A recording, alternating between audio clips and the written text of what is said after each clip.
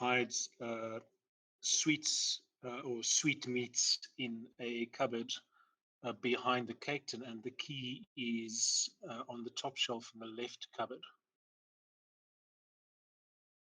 This most important secret in Broadway.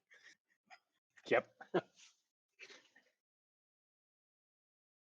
very nice. How about Yeoman? Yeoman will sit his form himself down on a rock and like speak to him kneeling down.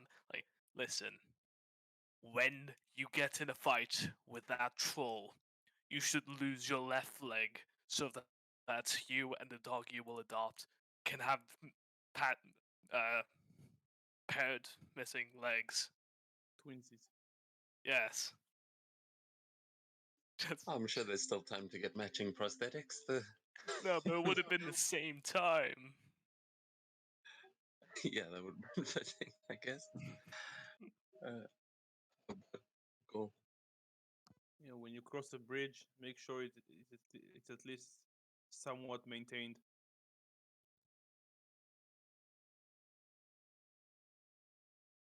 Yeah. Avoid rotten bridges, always good advice. And Ursula? Stay away from wild moose. From what? Wild moose? Carmilla tried to tame a moose and it almost killed me. Wait, shouldn't the advice then be stay away from Camilla when she's playing outside? Stay away from both.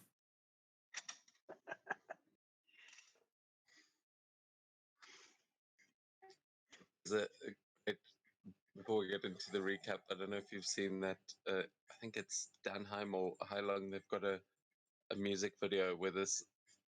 It always makes me think of Ursula because it's this woman with horns, and the whole thing progresses to her like charging. A, I think it's. I think it's a creature with antlers or a bull or something. I just kept thinking like, yeah, I don't think that would work out so well for you based on what we've seen in this campaign so far.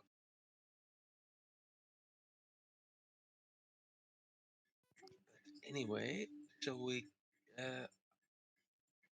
Oh, I see. Abby said she'll be late. So last week, Ursula, would you like to tell us what we did?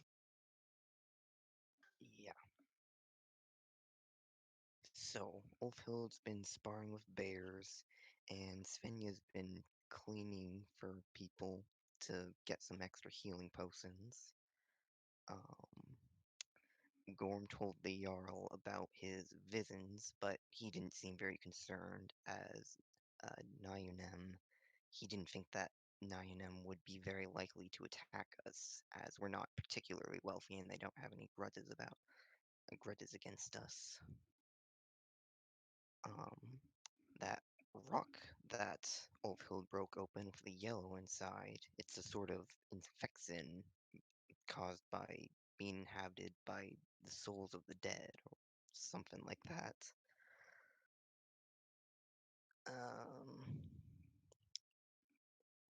Yeah. My mom also gave me a little hammer necklace and said you all could have some too if you want.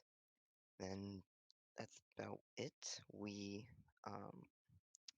planned the route we were going to take. First to the graveyard to take care of the Draugr, then up north to spar with some bears, then to primitive Boffy, maybe taking a detour to the Dancing Grove, Fairy Throne, and Hot Springs, then the Sylvan Temple, the old Dwarven Door, the obelisk, and back to the tree houses.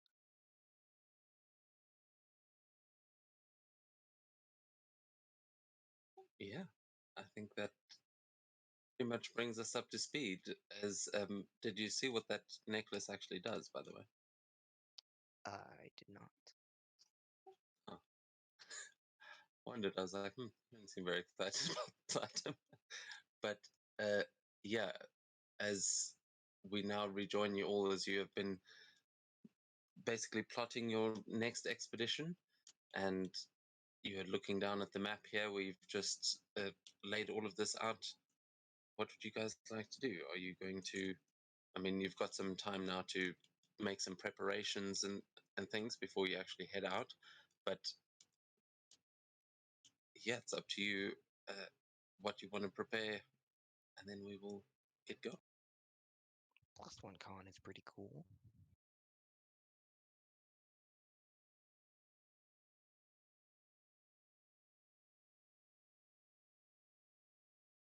Yeah, I did write it that I want to buy a few things. Yeah, there they are. Yeah, so you were getting some like cold weather gear and stuff, and some camping gear. Am I correct? Yeah, 3 tents, winter clothing, and 6 common ingredients for the cooking.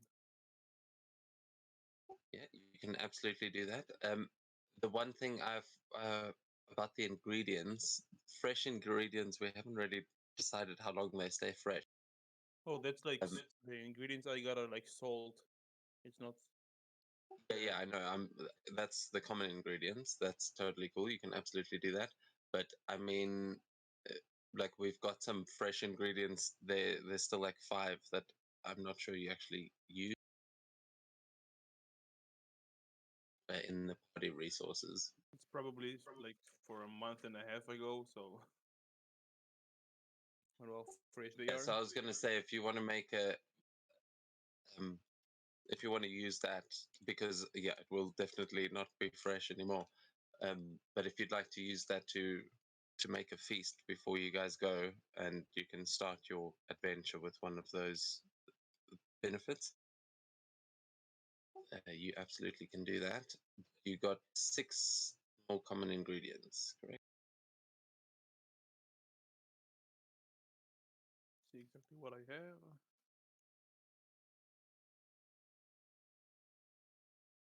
Oh, how much did we have?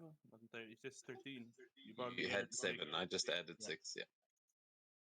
I don't think I can make any of the feasts except the normal one. Well, I'll tell you in a second. We can move on to the next person if there is anyone else. No, that's cool. So we've got. We'll say you're able to bring one fresh ingredient with you, just if you want, as to start your journey. But you are kitted out. You can add that camping equipment for. I assume the price that you gave me there was from the official Yeah, pricing. it is. Yeah, that's cool. You can get that cost. And Ursula, um, you can add that extra 7 gold. If I forgot to actually answer you with that one, if you want to make it a not a knockoff. Cool, thanks. And then, yeah, any other preparations you guys want? Just some rations, I think. It looks like my D&D Beyond backpack hasn't quite ported over fully, but rations and tinderbox and that sort of camping stuff. Do we have to go at that level of detail, or we're going to hand wave?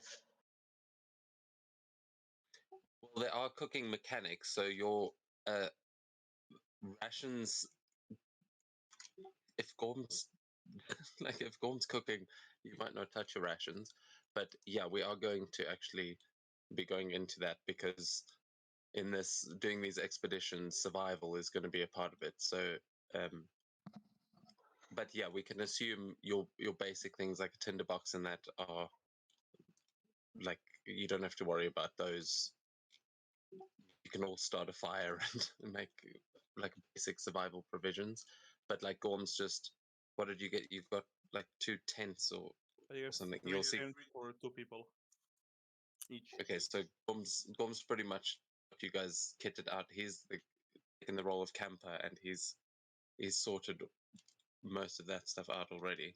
But yeah, buying your own rations and stuff, I will leave that up to you on tracking that because I know it can be a little bit of a pain to be going up and down with those.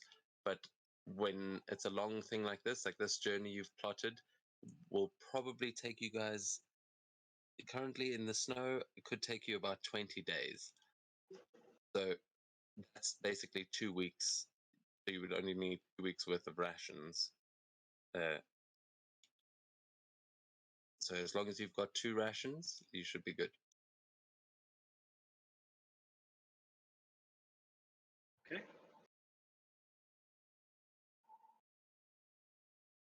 And yeah, so I'm just double checking that.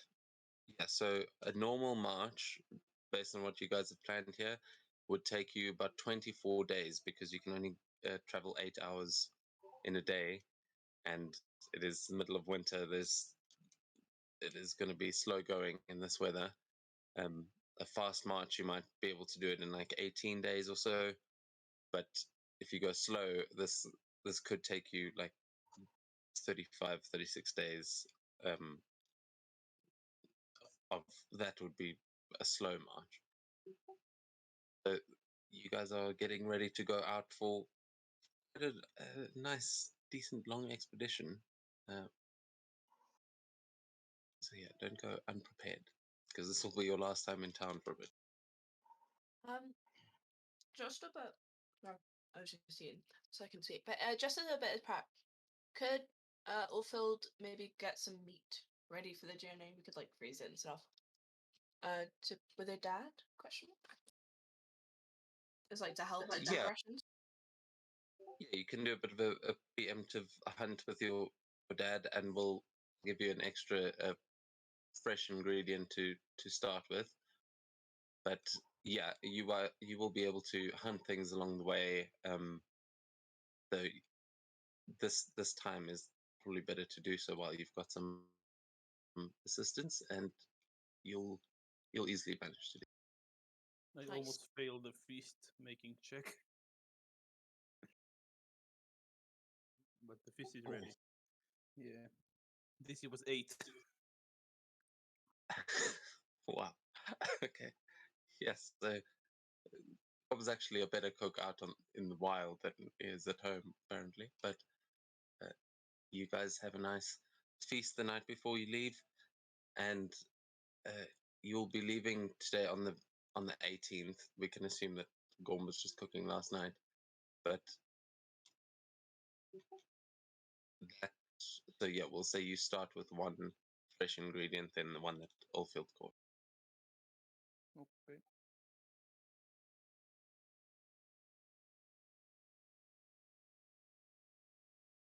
And that remind me what the feast actually does for you. It gives you an extra hit die. Nothing specific. I think it's normal one. Make sure, but we don't have to eat for the next 24 hours. And yeah, we regain an extra hit die equal to my proficiency bonus on the next long rest. Yeah, so the wording of that obviously makes it seem like it's completely pointless because D&D doesn't, you're not spending hit dice like that. But the way we're going to do it is that the next, if you take a short rest on the day after you've eaten, you'll be able to basically add like Gorm's, the fact that there was a meal gives you like a free hit dice that you can spend on a short rest and or for whatever you use hit dice for. And then I think there's certain stuff that can allow you to add your proficiency bonus on top of that. So if you guys have eaten well the night before, you'll be able to heal more on short rests during the day. Nice. So yeah, because the wording of that like doesn't really work with the mechanics of.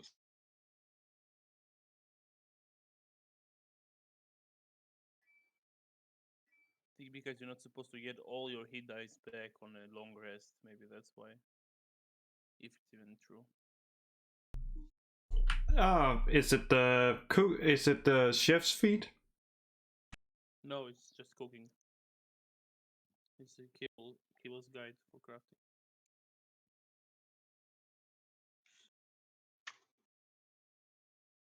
Well, anyway.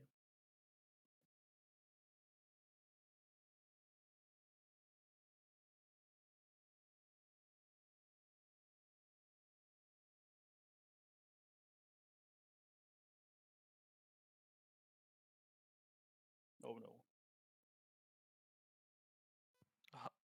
Uh-oh. Oh dear.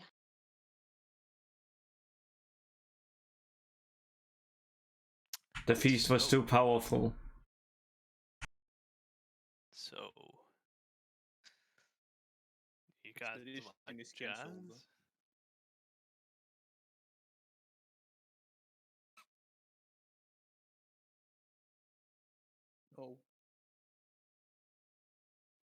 Okay, I'm really struggling to get cold weather clothing in the items database. Am I looking in the wrong place, or What are you That- looking have I for? just got it? Oh, I think exactly I know what he's looking. Looking for rations? Or Cold weather clothing and rations. let's see, you can just write clothes. Write clothing, and it will give you an option for clothing and cold weather. Yeah, my response is really crappy. This is in the items data directory, right? Oh, in the forge. Let's see. I did it on Daily Beyond. It is on D&D Beyond. I can see it on when I'm opening managing inventory. Ah, okay, so I'll just run it in D&D Beyond then, because I was trying to get it in Foundry. I'm happy with that. I don't think it exists in Foundry since, yeah. No, maybe it does.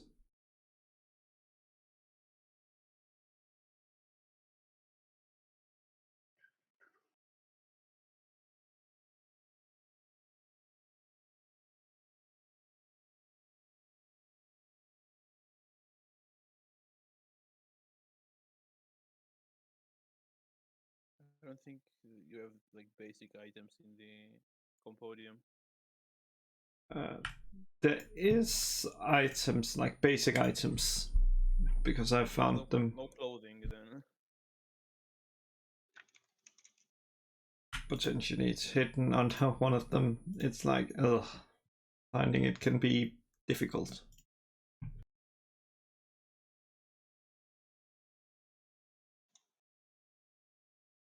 What the heck? Potion of sheep's clothing.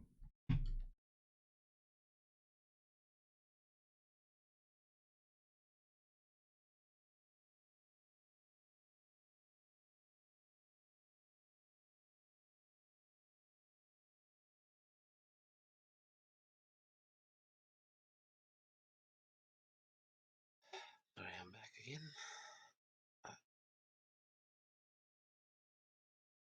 Yeah. Sorry, my internet is really driving me nuts. What did I miss there? Is there anything else you guys are prepping? Ooh, I just had a thought. Have we got all like this isn't really for me, it's out of character. Because Alfred would have thought about this. But do you guys have like arrows and stuff? You didn't like lose them. I don't know how D&D works with arrows, to be fair. Who does anyone use a bow? That's what I was thinking. Does anyone use a bow? Carmela. Rarely. Yeah. Rarely. Very rarely. Ah, there you go. Oh, that's fine. Yeah, cool. Never mind. Plus Got I lost in That it. superiority. Plus, I have put Carver's tools, which is basically mentioning what's called arrows as a thing. Ah. Then I guess we're all good. Yeah. Awesome. Well, in that case, you guys get ready, and early in the morning, you will be ready to set out for first stop, the graveyard. Yeah. As you head out of town, yeah, who is leading the pack? I think that was me. Oh no, Scout would go ahead, right? I'm just training. I people. thought there was a point man. Is that me? What we wrote. Well, it might be. Navigator or Ursula. Ursula is the navigator, according to this. Okay, it's Oh, yes. So, navigation check from the navigator is how we kick things off. I will use Would guidance check from with the that be? navigator.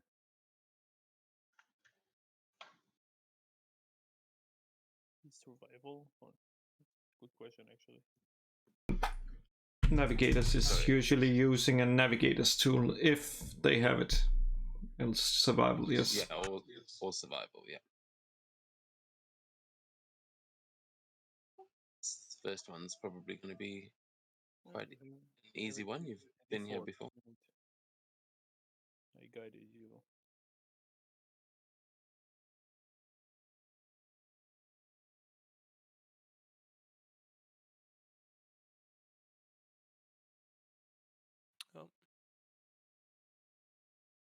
Hello? Ursula? Sorry, were you saying something? I mean, Yorman. No, I was just wondering if I lost connection. Nothing. No, we just need a navigation check from, I think, Ursula. Yeah, I- she got it I well. made the survival check. I just said you have a guidance from me. You can add D4. Are you making these on Foundry? Because I'm not seeing. Yeah. Yeah. Oh my god. I think Foundry may have locked you out, or Forge.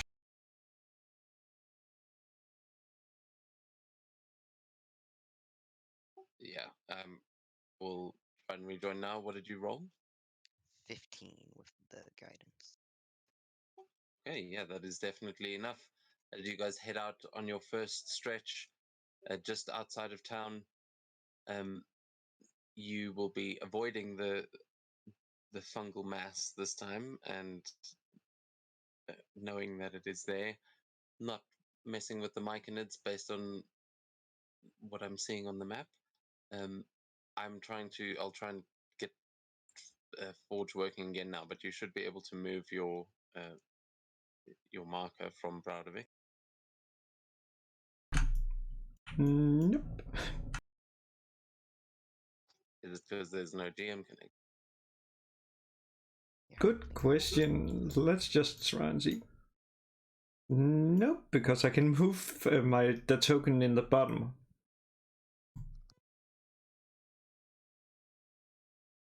Oh, okay. Well, anyway, doesn't really matter as of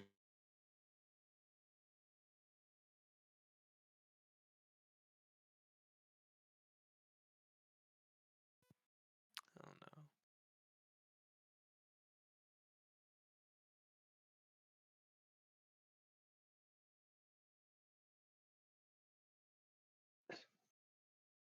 no. Evan, we've lost you again. Yeah.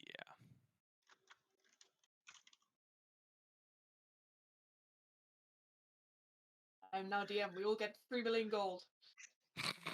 We've won D&D. We did it. I don't we think being we rich have is winning killed for the us. DM. We won D&D. We've done it. Oh no.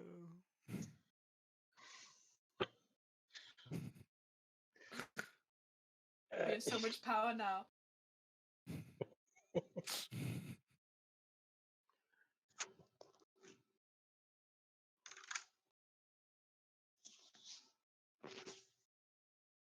We roll all rolls at now natural 20s. We pass everything. Great.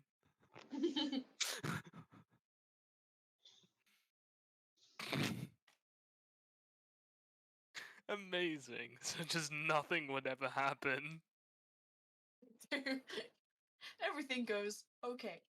Baldur's Fall, everybody dies. Fox fall. You managed to get killed really good by those boulders.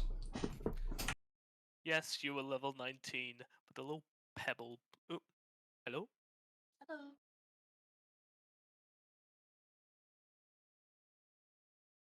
Oh.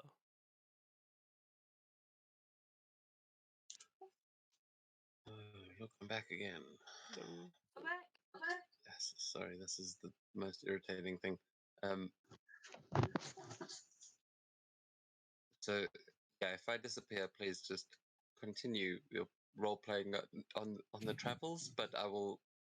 I think it might be quite intermittent. But you are heading out of town and on your first stretch towards the graveyard. You guys said you wanted to possibly investigate the rocks and things along the way. Are you heading straight to the graveyard? Are you doing anything along the way? Tell me We're what going you to guys are doing stone as walls you. in the graveyard, but the ruins were right around the graveyard, so I think that's pretty much the place we want to go. Okay, if you want to find those ruins, you can give me a group investigation check. One and yeah, you would know where you found those, where you fought the troglodytes, though.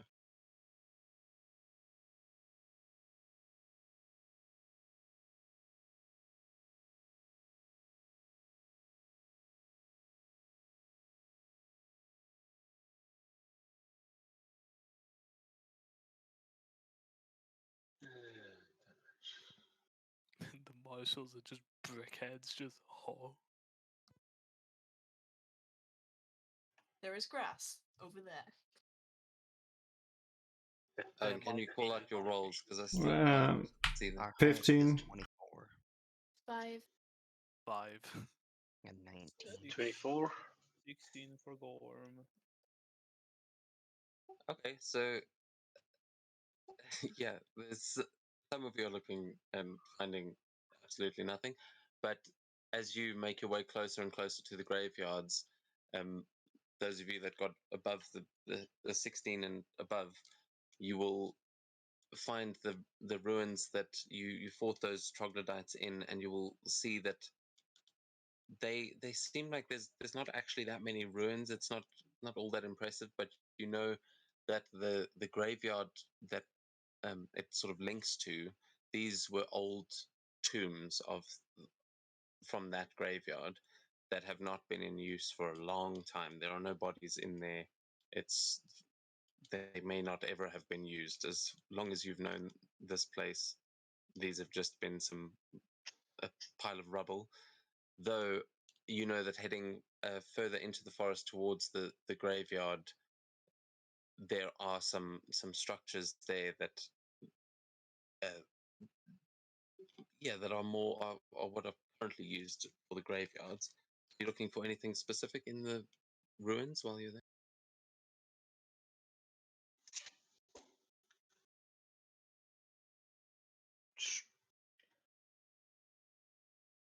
What was the thing that we were looking for in the ruins? My notes are dodgy on this particular one.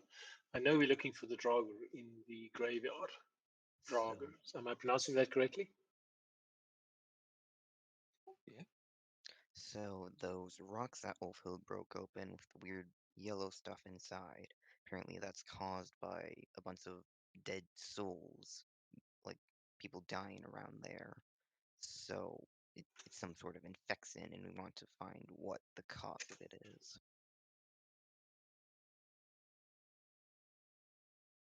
Okay.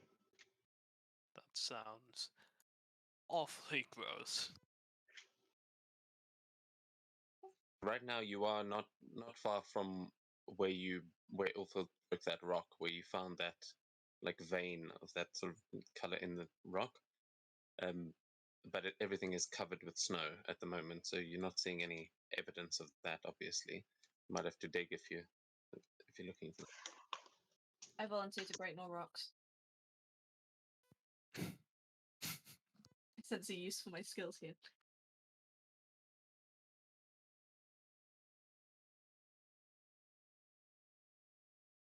I,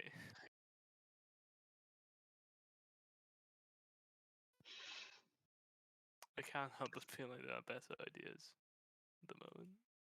There probably is, but Ulfhild doesn't know. Big burb. You know what? Go for it, Ilfield. Alright, Care. let's see. And most Yeah, I get I is think one of I'm- those like cartoon vibrations. We go, so that should be fun. The bridge looks a lot healthier now.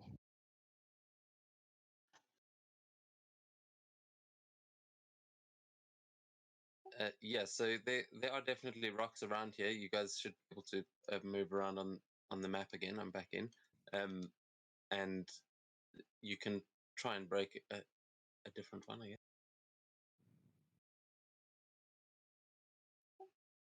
Okay, I saw the dice, but the roll's still Yeah, not coming up. yeah. What was the total? Yeah, same for me. Didn't And see so, Okay, then it's just lagging. I'm sure it'll. Sorry. That was definitely a 7 on the dice. So, that's weird.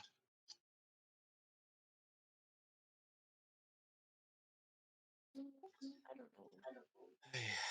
It's never simple, is it? So as you go, I mean, you'll easily be able to chip off at least a piece of these rocks, and you will very quickly notice that there is more of that, this sort of greenish yellowy vein inside it. That it definitely looks like all of these rocks are infected, if what Ursula is saying is right. then it's probably spread all throughout here. But you are just like minutes away from the graveyard, so it's not a huge leap to think that there are the ground is imbued with souls or those who have died, and you know that these ruins, that it's basically these buildings up here in the top middle of the map. You know that used to be a structure to hold bodies in, so it could be very old, but yeah, Ursula, you heard that it was probably not a great thing. So what are you guys going to do about that?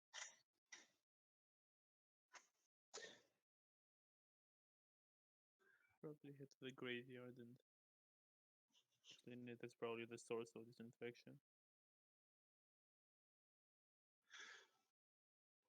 Do we not want to go and look at these ruins over here? May as well check them out while we're here.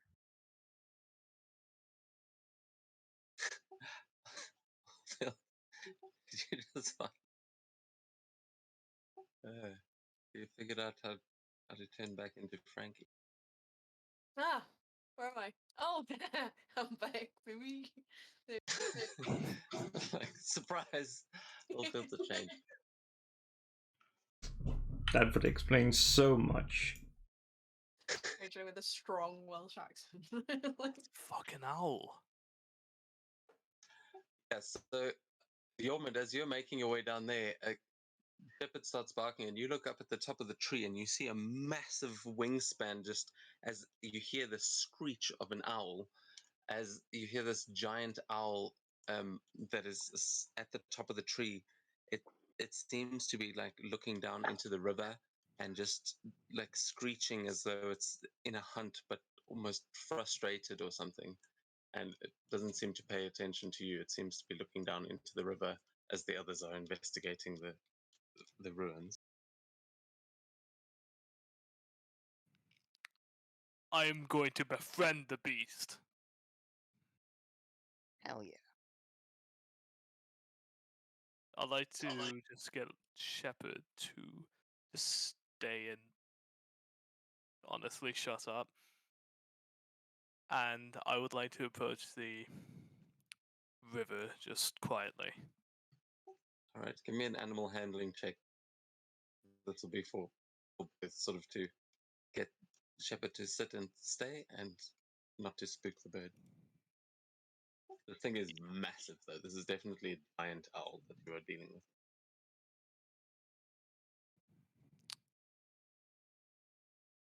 You know what? I would like to invoke my ice rune.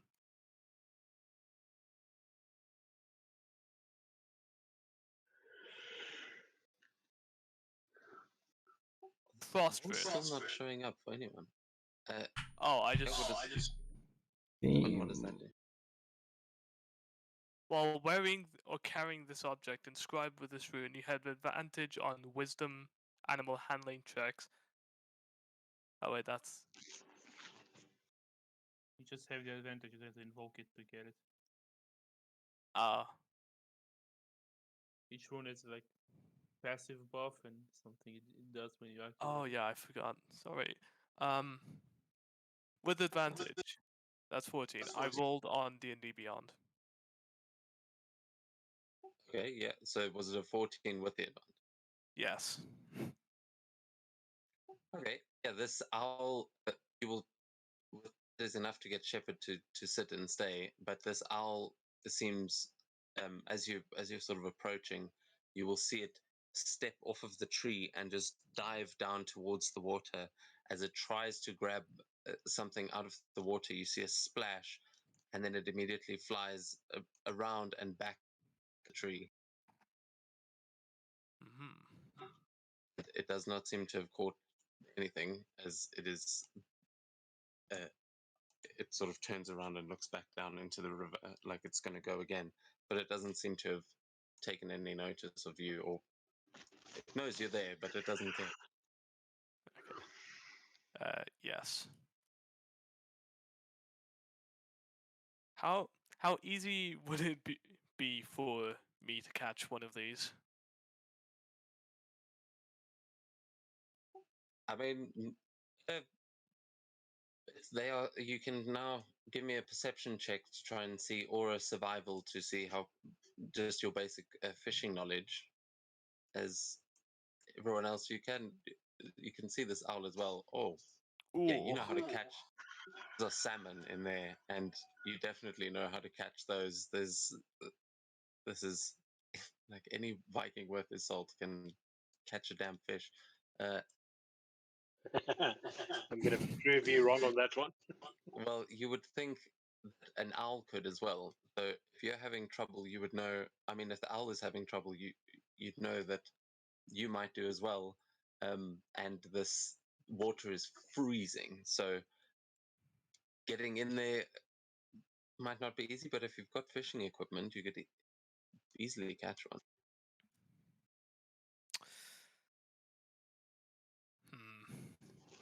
Can I use my halberd as a pole?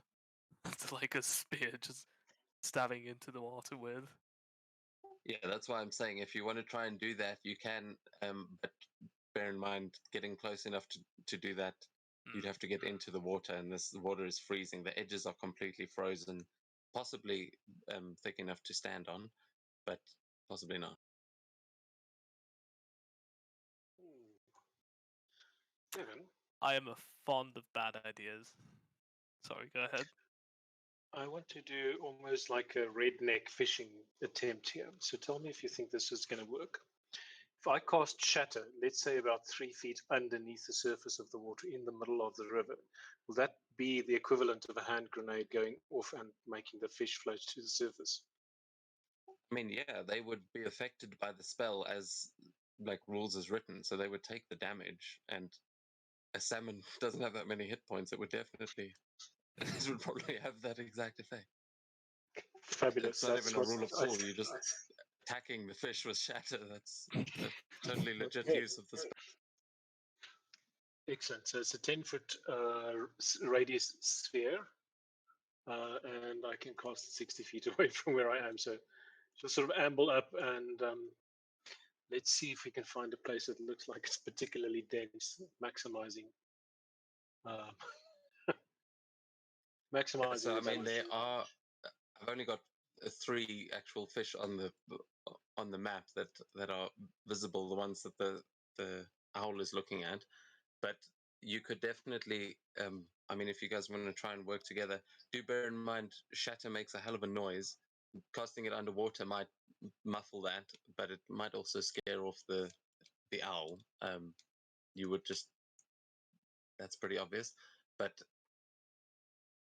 are you communicating this with Yormund, or just seeing him getting his halberd ready to fish?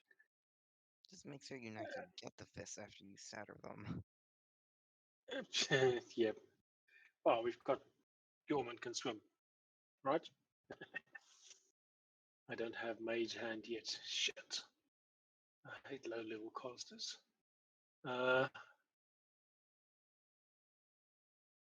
So, Yorman, what do you think of this idea of casting Shatter to catch the fish?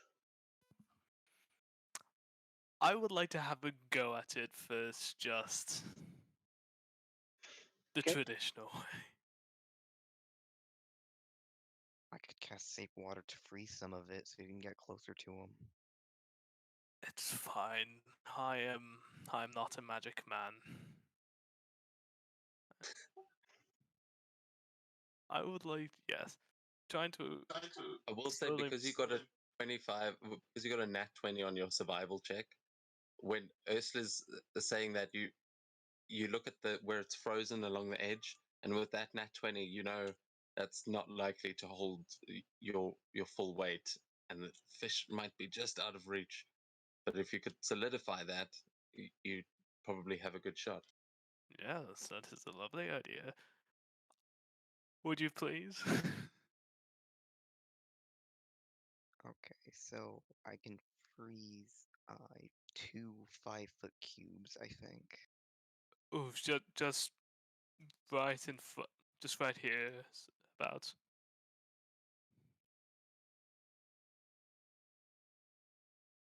Don't spook the owl. You see the owl is now like sort of put its wings back in and is sitting watching you two both very curiously and like sort of tilting its head watching you. That's It's trying to for see. It looks like you're currently trying to steal its food, so it, it's like deliberating. But yeah, Ursula, you are absolutely I'm able afraid they're not here. to do.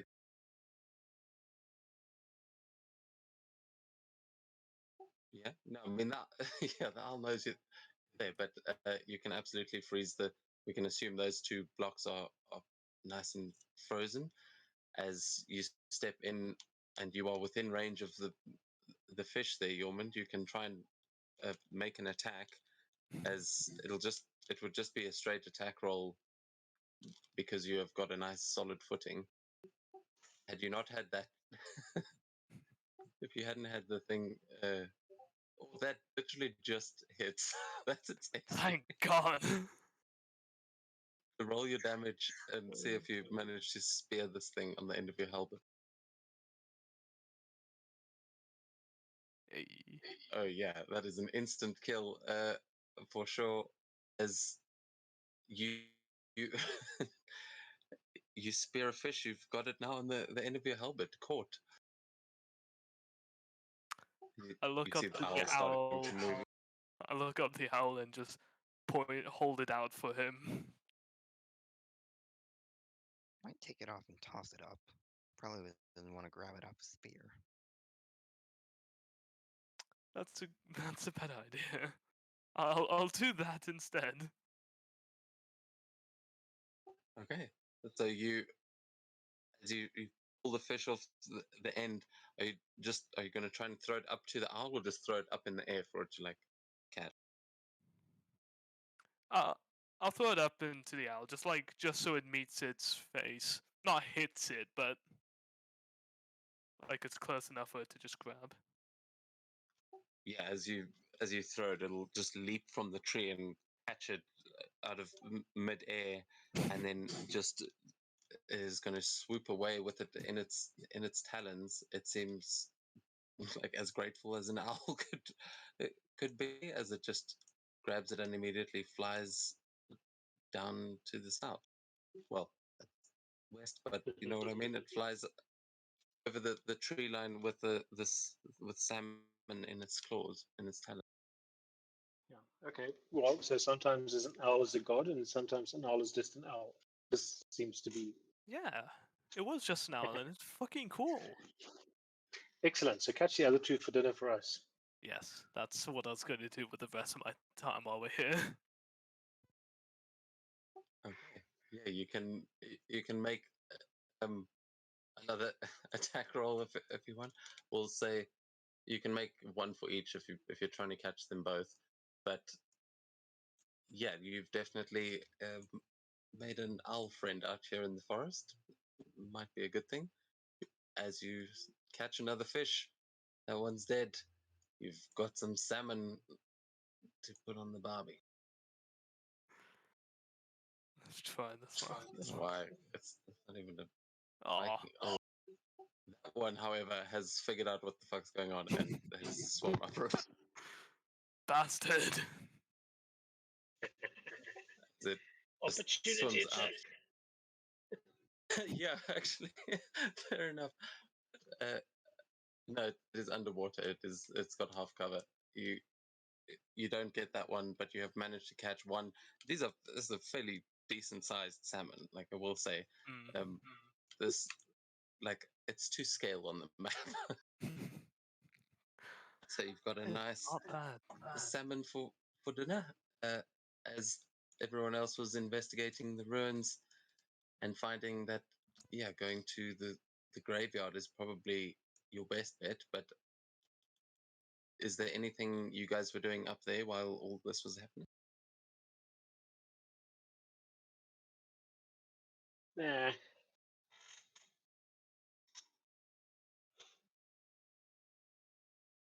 I don't expect to find much, but I'll try, like, brushing away some snow, see if I find any trace of dead bodies on the ground itself. Okay, yeah, you can another investigation check there.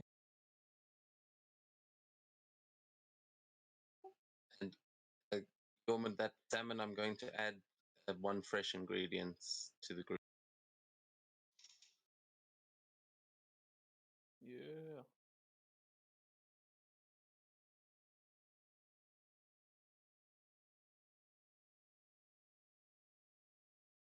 That was a 9 on that investigation if you didn't see. 9. Yeah, it is coming through now. So as you sort of dig through the snow a bit, it seems like these ruins are too old and weathered to really get any information out of. You don't find anything else here, but you do think that you're in the right place to find that strange ore.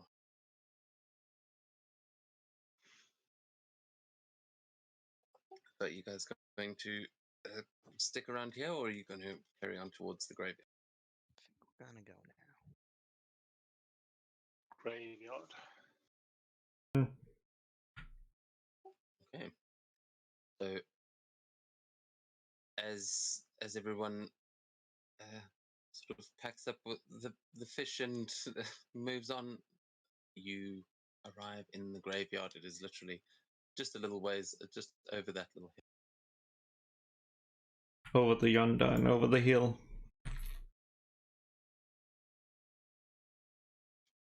And as you arrive, you will see out in front of you a rather legendary grave here of the old Jarl of Braudavik from many years ago. Someone whose name has been lost to you guys don't even know them. You might with a history check, but as you arrive, you will see this is the graveyard of Braudavik, and you can hear in the distance strange sort of like moaning and groaning in the distance. You're pretty sure you're getting close.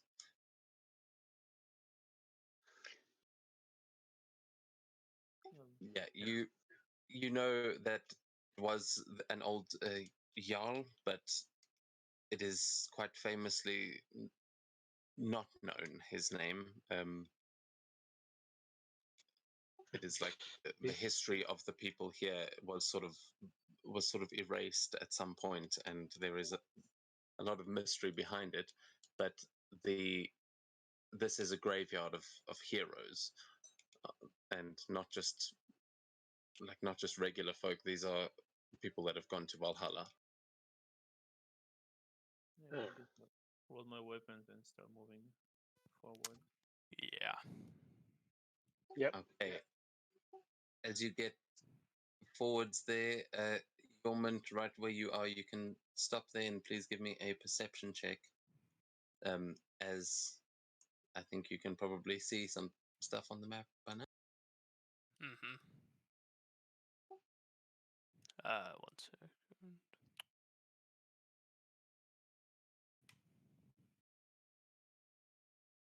Oh, All right. And in the distance, Yormont, you see them first. You see a group of skeletons wielding swords that are just busy walking back and forth, and they seem to notice you as you're approaching as well, like just slowly turning towards you. And you can see a few of them still got flesh on their bones and are just shambling forwards as one of them lets out a screech, and I need everyone to roll for initiative.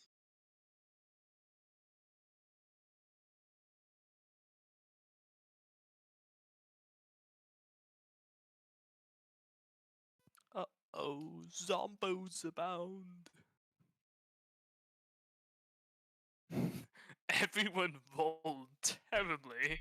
Well, at least all of the initiatives could hit the AAC of the zombies. Except Frenya. Don't worry, zombies rolled worse.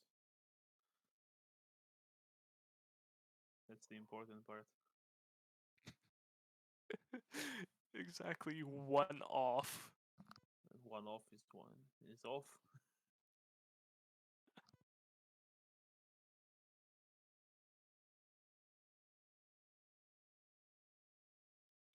Zombies each get their own initiative. The scaly bones are split into groups. Wow. Okay. Easy. So, that easy. uh, okay, has everyone rolled? Got Yep. 19. Okay, well then, as Yorman, as you sort of see them first, are you going to say anything to alert the rest of the group?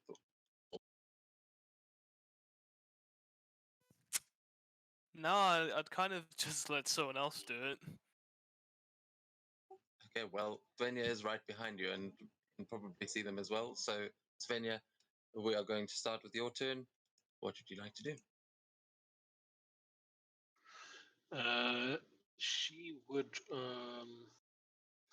kind of bash her axe on her shield 2 or 3 times and then sort of just do a version of a battle cry, zombies over there, and walk forward for about 30 feet.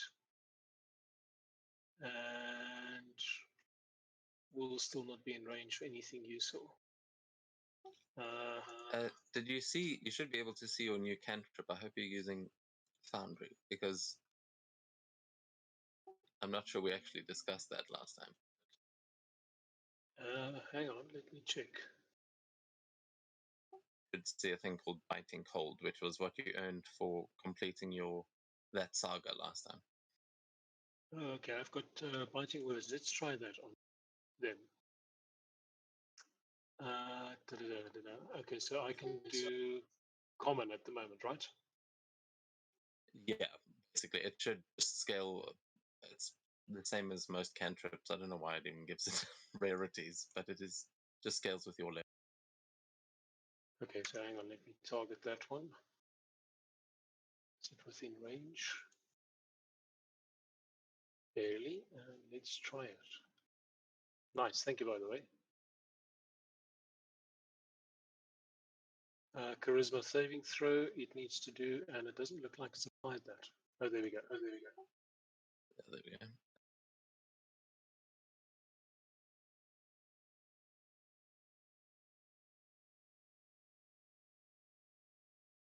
Oh, a crit.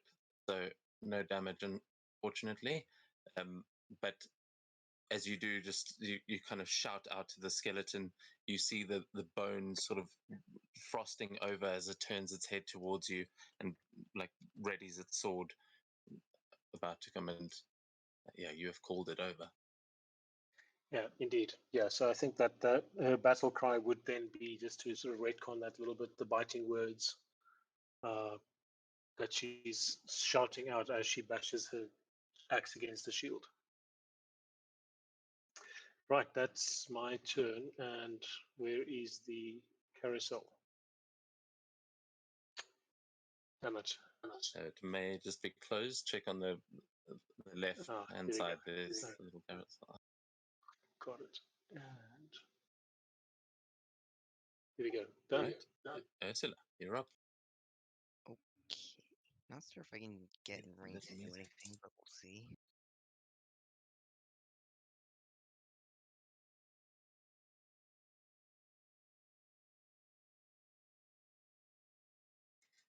And you should be, I'm not sure what the vision's doing, but you can see that you can go into the ship in the middle, right? Oh, I thought the stones around it were walls. And the stones you can see over are small enough to step over. The ones that are actually blocking your vision, those are the big ones. So there's only a few larger boulders, and then the smaller ones are set out just around this ship to kind of make the grave.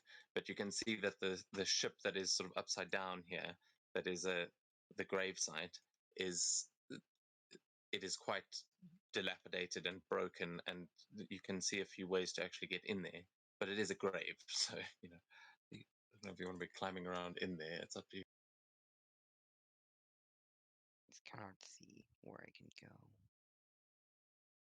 Yeah, so you should. I mean, you can see it is blocking your vision, right? In certain places. Yeah. Yeah, so if it's blocking your vision, there's a wall there that you probably can't pass through. So there's like an opening on the right hand side there. If you where you're trying to go now is that's where the ship actually is fixed. You, if you can go through there.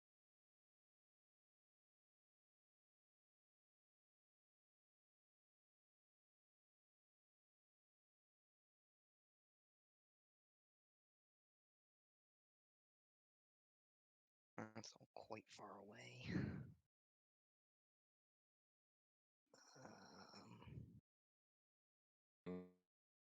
Yeah, I'm Um, going to dash and cast Dragon's Breath. Okay, nice. Is Dragon's Breath the bonus action? Dragon's Breath is a bonus action. Awesome. So yeah, you've gone 30 there so far. I I know got it's. 60 now. Oh, I think I may have disconnected. Are you still standing next to Shepard? No, I'm standing a little bit in front of Svenja. Oh, okay.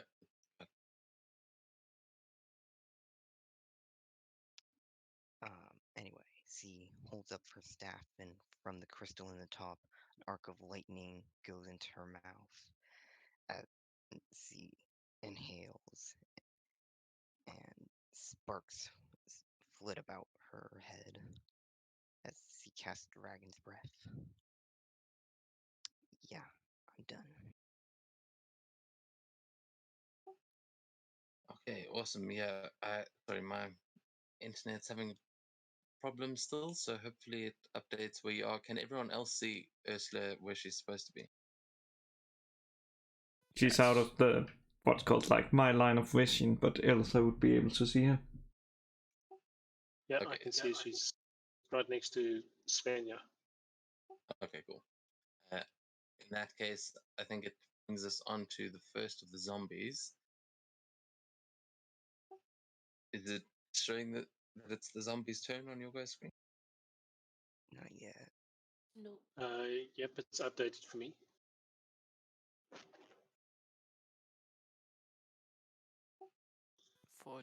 Maybe because I clicked on it. Okay. Oh, there we go. There we go. That I was clicked back on mine. you ended your turn. Yeah. Sorry, I didn't want to end it because you're still standing in the wrong place on my screen. But the zombies are going to start shambling as they will. This one's going to move in towards.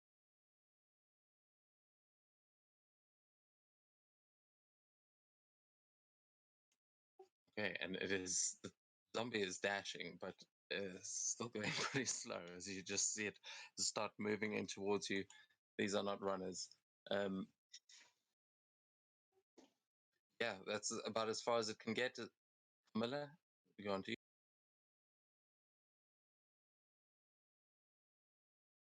Oh, let's see.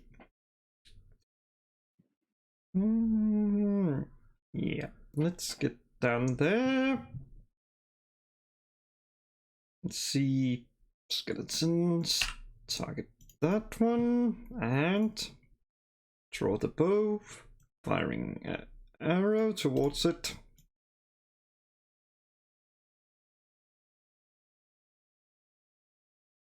And I can already see it hits. Yep. And as the arrow flies, a thin layer of mist will follow it, which is the one damage, which is psychic damage.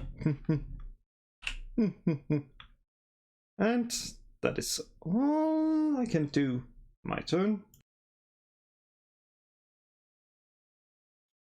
Okay, I'm trying to refresh, so please just target things so that it actually applies damage.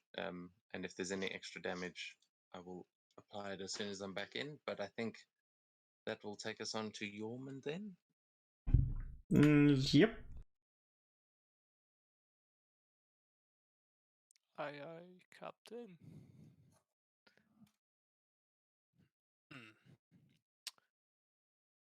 I will walk.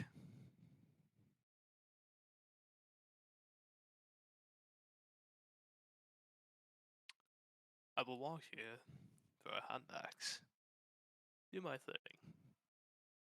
Ask you a question? Yes, please.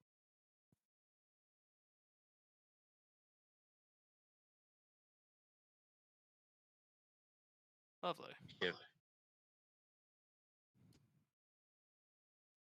hear one of the Draugr groaning. You're not sure if that's just how it sounds or it didn't like your joke.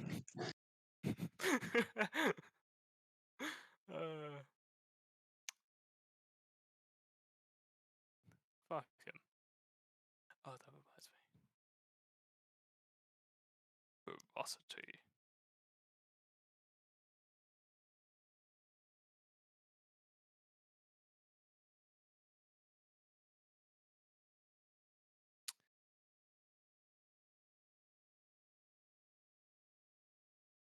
There we go. And sick him.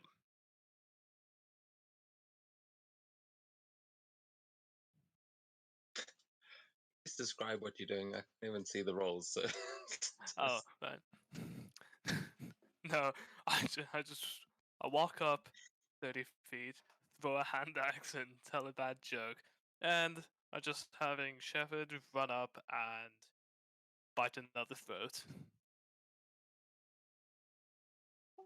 okay. Shepard's going for the zombie. I'm impressed. He's thought he'd be going for the bones, but yeah, that definitely not a good day for the zombie.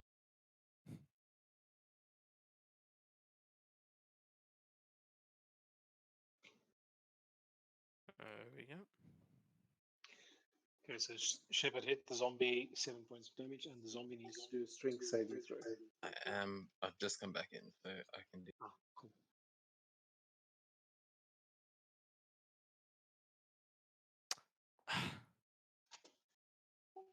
Okay, so this Shepard tries to take this creature down. He just tears an entire piece of flesh off of him, and it's like this dude's falling apart. And is still standing and still shambling. Did it count the other 9 hit points from the hand axe? I think no, I don't think so. Right. It says it hits.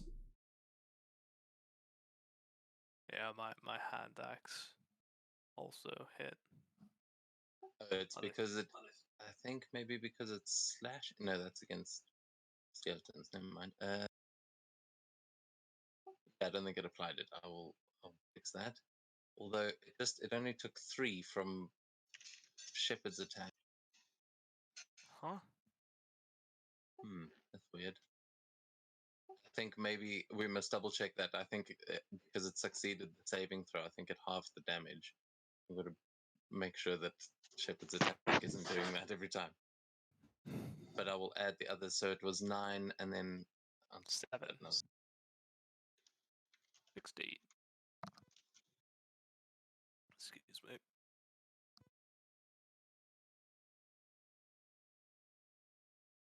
Okay, yeah, so he's looking much worse off than we thought, but yeah, Shepard has torn a piece of him free. Is that your turn? And also, where is Shepard? I can't see him on the map. Oh, he's all the way up there. Right above the zombie. God damn it. He's still standing up there where he was before. Oh no. I mean,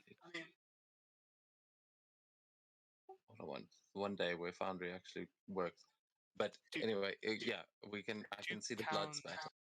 sorry, could you count throwing a hand axe as a bonus?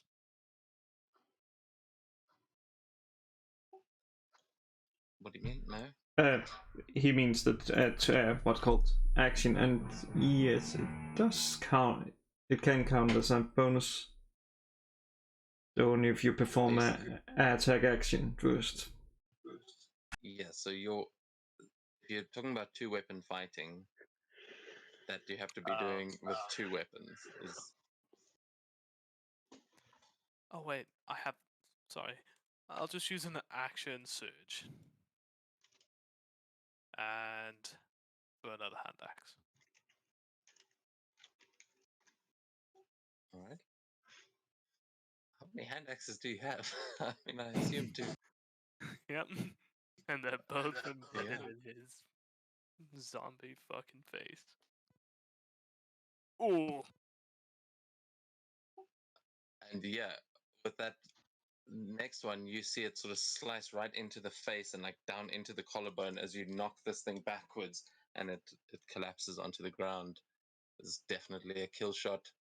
Yeah, you're pretty sure you've killed one of the zombies. Fuck yeah. Pretty sure. Does not sound convincing. Then that is finally my turn. Okay, so then this zombie, as it has been dropped, is going to make a concept. Oh no. Undead, the gift that keeps on giving. I got a I nat like one. that monster. Didn't give him jack shit. Yeah, did say you were hitting it in the head. You think this thing? You're pretty sure you split its head in half. Its brain has been destroyed. That one is dead. Fuck Honey, yeah. pull yourself together. I can't, Mom. So you can end your turn when you're done there. Are you still standing where my Yeah. cursor is? Yep. Okay, cool. How do I? Then Gorm, we are going on to you. Sorry, was that was your turn? Yeah, no, I was just asking how do I end? On the carousel, if you to the right, there is the little arrows on the right hand side of the Yep, got it. initiative list. Yeah. Cool. Gorm, you're up. Go. Me. I'll move my 30 feet. I'll pull out my light crossbow and shoot the almost dead skeleton.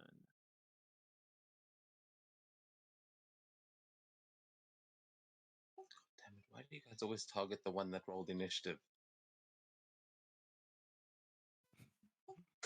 Wait Every around the- single time. It doesn't matter where I put the creature. When I'm like, okay, this one will be the one that rolls initiative for the group. It's always the one you kill first. Every single time. I don't know if it's like skills. targeting it for you. It's really fucking irritating. But go on. Sorry, I'm not actually irritated with you. Just, Oh, I hit. yeah, that'll do it. Uh, these ones are not quite so hardy as a zombie, so that is going to be a kill. And that's going to be my turn. Very nice. As that one shatters into all the bones, just collapse to the ground. As we go to their turn, as these skeletons are going to start making their way in towards you. This one is rushing in behind some of these graves.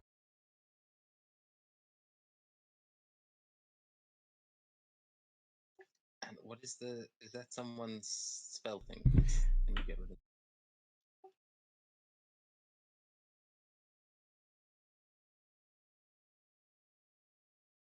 Okay, and here there are going to be, each of them is going to make an attack. Of course, it's just disconnected again.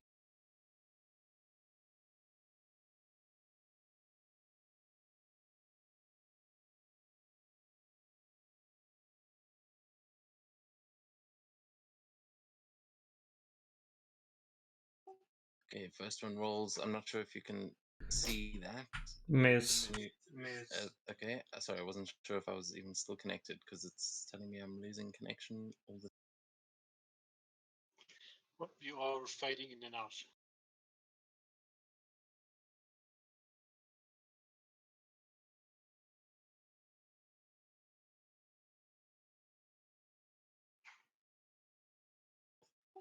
Okay, well, these guys can't shoot for shit. Taking us on to Ulfield.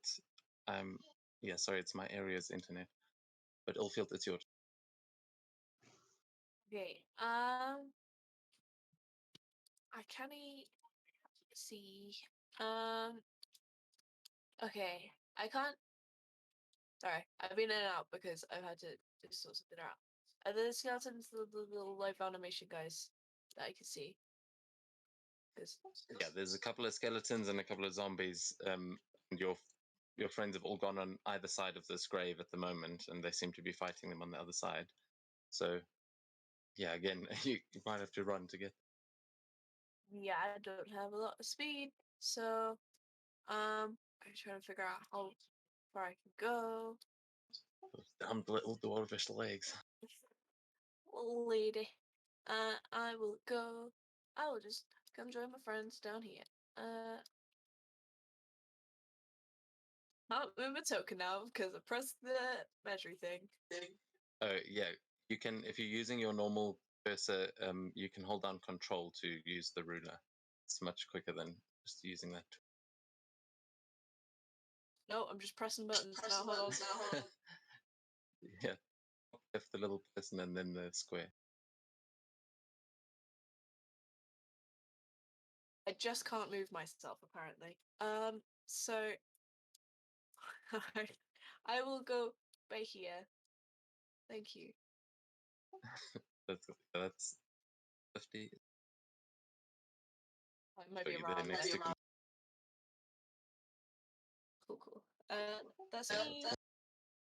Okay, you can see from where you are, there is a skeleton sort of that's hiding behind some of these graves, if you've got anything non-melee.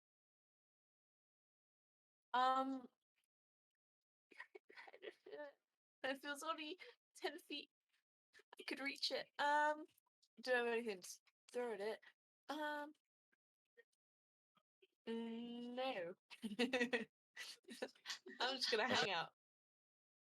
All right, so you take a dash, and then we go to the skeleton. As let's see, it is the skeletons on the other side that are now going to start moving in towards you guys.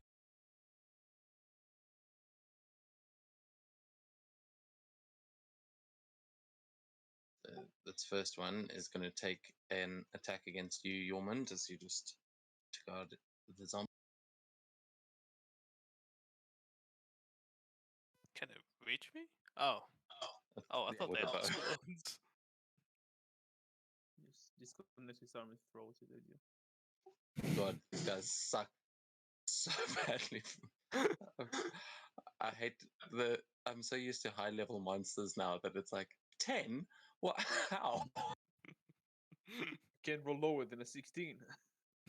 That Yeah, I'm was so used to these ridiculous like modifiers, and these guys just they get it.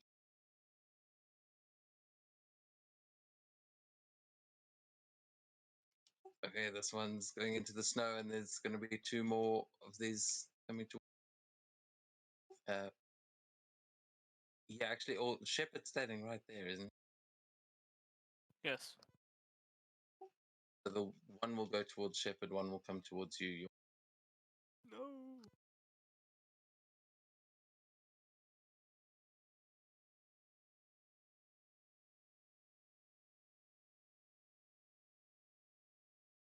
Wow. It actually hit. Fine.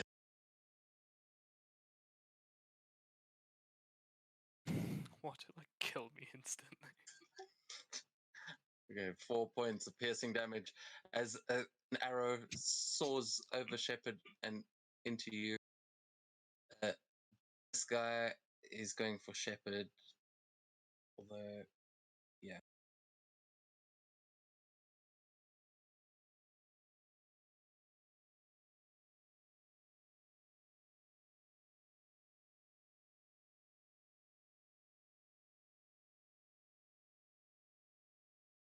Damn, fuck.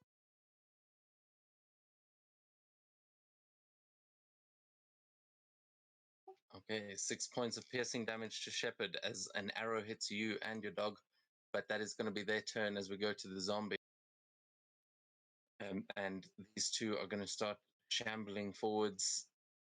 They are trying to get within range, but they also have a little bit of a movement issue. They slowly coming towards you as this map is bigger than I.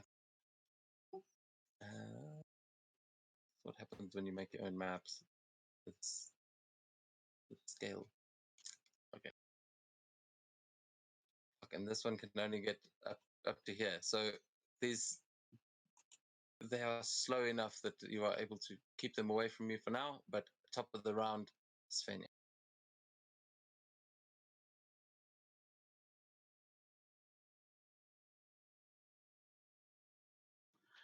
Okay, first unmute. She will um, again just sort of bash her shield. Yeah, do I want to go into combat? Why not? No, she will just bash her shield and shout the discouraging, biting words at the other zombie. See if he has a brain.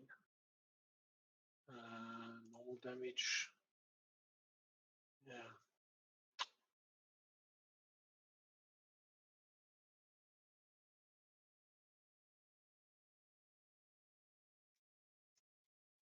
He does Okay. fail that one, as you just see as he's like trying to open its jaw. You kind of see this frozen effect just start to take place over his teeth and tongue, and he gets lockjawed there a bit, but still shambling. That And I think yeah, sorry, carry on. so she will also move forward if I can select my token. And why can I not select my token? Come, little machine. And apparently she won't move forward. Wrong button. Is that is that a hand raised button right next to all the most important tools? 'Cause I don't think anyone's much, ever yeah. actually used it for what it's intended for. Or always misclick it. Right, there we go. So she'll just sort of stand kind of in front of Ursula next to Yorman. Yorman, were you in that shield training thing we did with It was his mother. Mhm. with your mother? Okay, cool. So she's doing a shield wall next to Yormund to protect Ursula. My friend, I don't have a shield. Just rolling her eyes at him. I can't help if you ain't equipped. I'm ready. How about I don't use shields because I'm not a bitch. Uh, Svenja, you know his mother would slap the shit out of him if she heard him say that. yes. Like, yeah, this is No, Yorman being a rebel. as most diplomats know, leverage is always useful in negotiations later.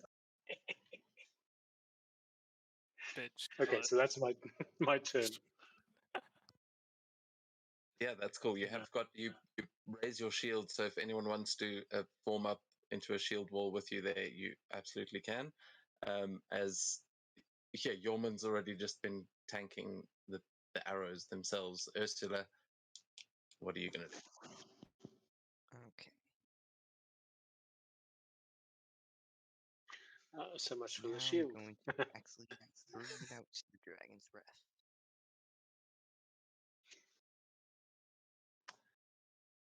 Oh yes, the dragon's breath.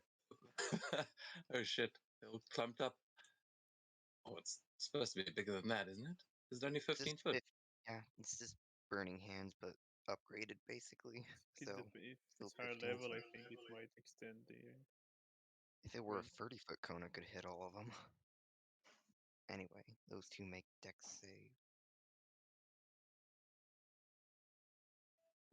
Yeah, can you? I think if you roll your damage from the actual spell, it should prompt them. Do you think you can get 3 of them though? I will say, like the way that the cone is, you can angle it a little bit, and I'll say you can get all 3. I don't think so. Maybe. Yeah, because you've also you've measured it kind of from the back of where you are, so rule of cool. They're standing in a thing of cold. You said you were breathing cold, right? Lightning. Oh, okay. Well, maybe snow's conductive. It doesn't matter though. What have you rolled the damage there? For some reason, it's applied concentrating to me when I roll damage. Ah, there we Oh, go. there it goes. Okay, so I think that's not auto target. Anyway, what? Sorry, the save was con, right? Dex. My bad.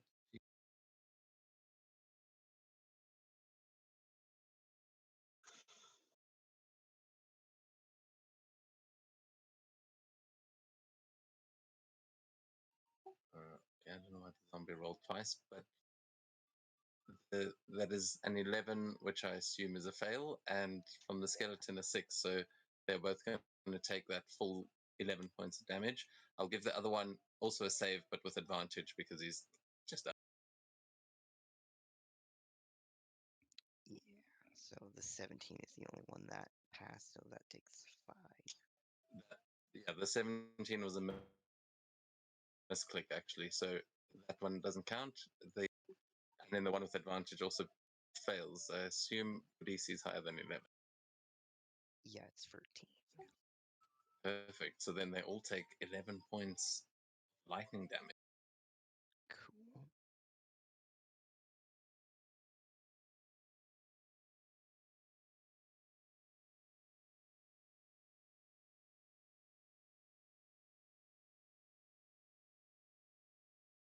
And move that back there and make the sealed wall of Svenja.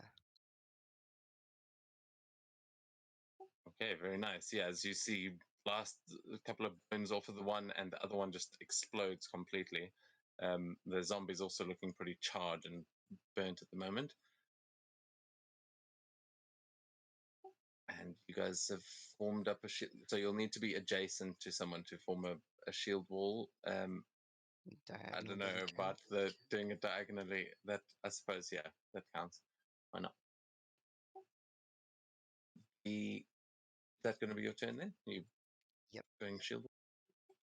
All right then. Miller, I think it's you. Irony of the tool saying skeleton is now near death.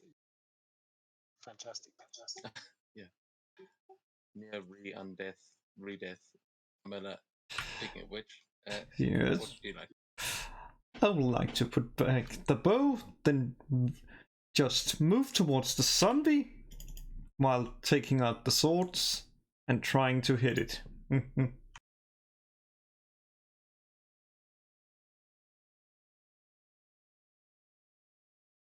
Let's see. It hit.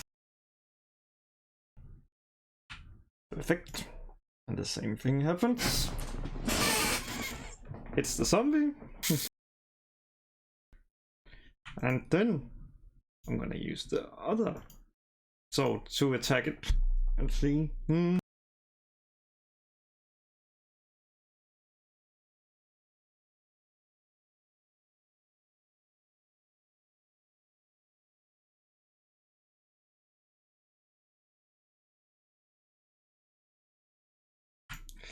And yep, let's just stand our ground.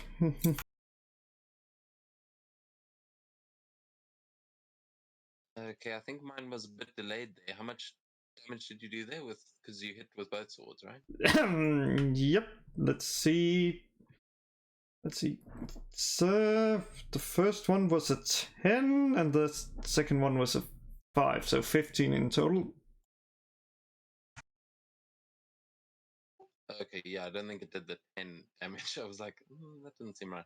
But yeah, that one's actually looking badly hurt.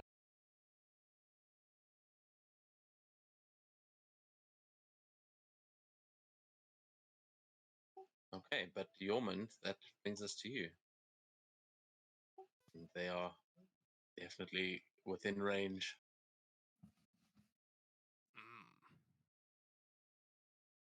Yes, they are.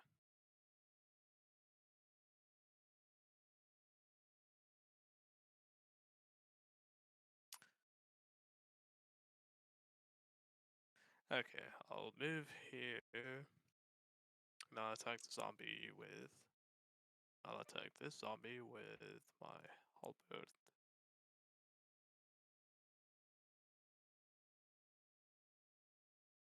A skeleton, not zombie.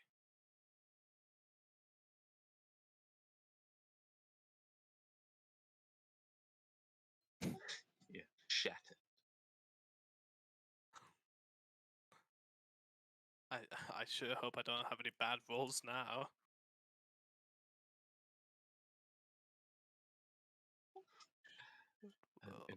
Oh, there we go. It actually moved him. He just ran across the whole map on my screen.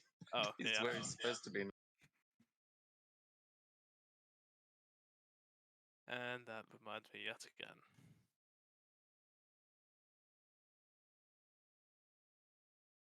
Hmm.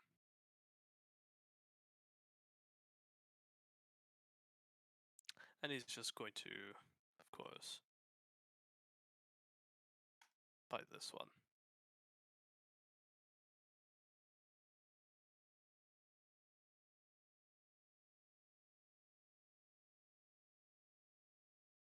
Hey.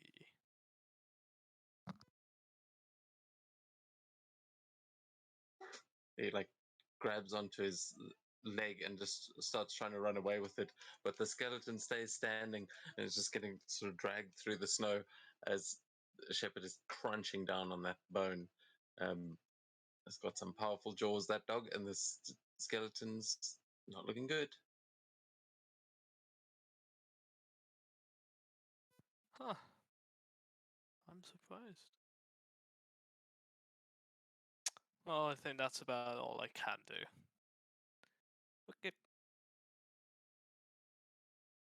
All right, boom, you're up. I will take the risk of casting Sacred Flame on the zombie next to Carmilla.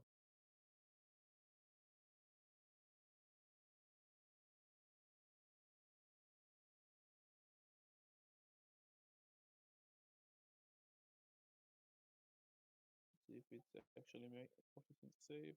There we go, it actually did. Oh my god. Never works. Although, does undead have disadvantage on that save or something? I don't think that's this. Or is that not That's Sacred Flame? Okay, No, yeah. that's So Sacred Flame. it just saves that one. There's a few spells like Sunburst and Sunbeam that do that, but I don't think that's on any low level spells. Yeah, I'll just move up and end my turn. Okay. Yeah, you you can there within range. And are you? Sorry, some of you are ending your turn and some of you aren't. Are you? Oh, I will. Wait a second. There we go. Because otherwise I end up skipping like 3 different turns. The skeletons are going to move in now to try and surround or try and use their swords.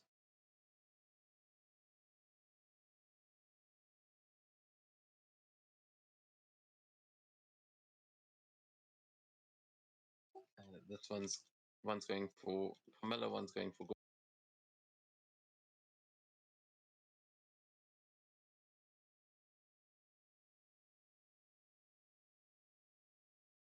Actually, he's still got movement. He's going to flank you with the zombie, and then the other one's going to flank.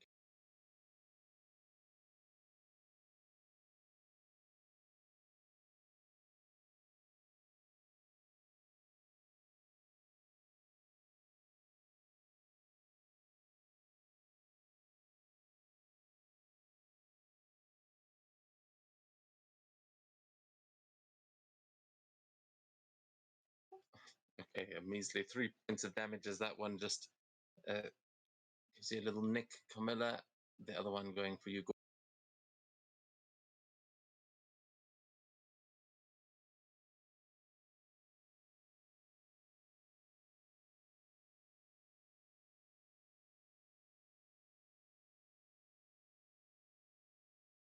one misses, even with the advantage, taking us on to Oldfield.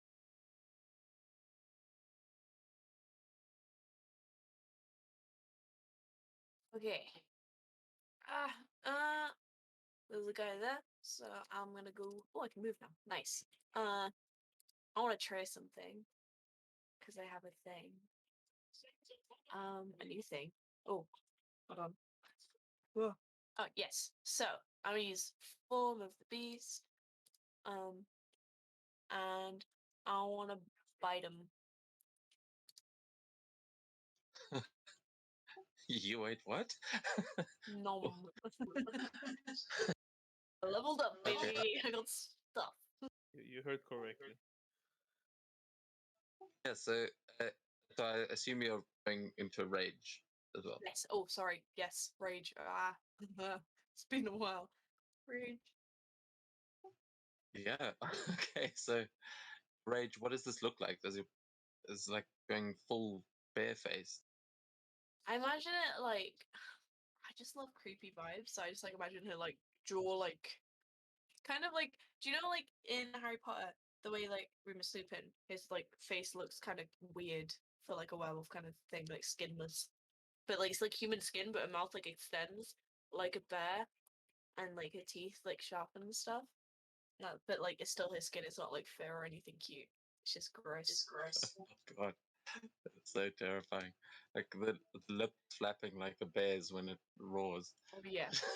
Gross. That's terrible, but I love it as well.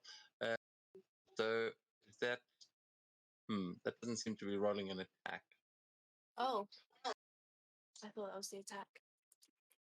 It was that the first roll. Yeah, the Yeah, fist you're roll. right. That was so the 15. Then will hit. Yeah. Just remember, press T to target while you hovering your mouse over, and it should automatically. Oh, although you're rolling through D&D Beyond. Yes, because I can't figure okay. out the other one. Okay, yeah. So 7 points piercing damage as you back down into this, and then does it need to make a save or anything? No, there's just a bite attack. Yeah. Yeah. Oh, but once on each of your turns, you can. Okay, you haven't lost any hit points yet, so. But yeah, you start gnawing on this one's bones as well. It's not looking good. You crunch right through and break one of its arms off. Yummy. That's me. That's what it. Okay. Then, but also you get rage damage, don't you? I think you get. So how much damage is it from your rage? 'Cause I think that's probably enough to kill it. +2. Yeah. At 1 point left. So that is a kill as you just bite this thing in half. And I think that'll take us on to the zombies if that's your turn. Yep, that's me. Okay. So first up, skeletons that are left. This one is definitely going for you, Yormund. Or actually, this one's going to charge the shield wall because why not? That and this one's going to try and stab Shepard. That one's dead.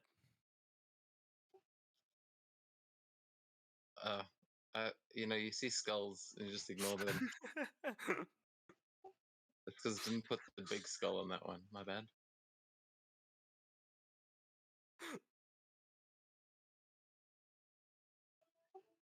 So the one's trying to stab Shepard. It's dead undead. Oh, Phil, no. God damn. Why do they roll so well against my wolf? Yeah, the one with the lowest AC. It's always the one they do the best on. But 6 points of piercing damage as it actually just stabs into Shepard, who still is tearing at its leg, and then the zombies. This one is going to make a slam attack against you.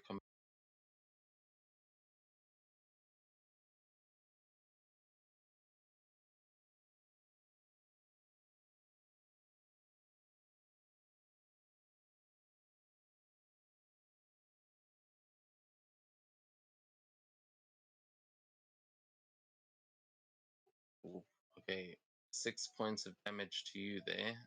It just grabs a hold of you, like tries to grab your shoulder, and you see it gnashing its jaws, trying to get in at you. The other zombie. See, this one is going for you, Yorman.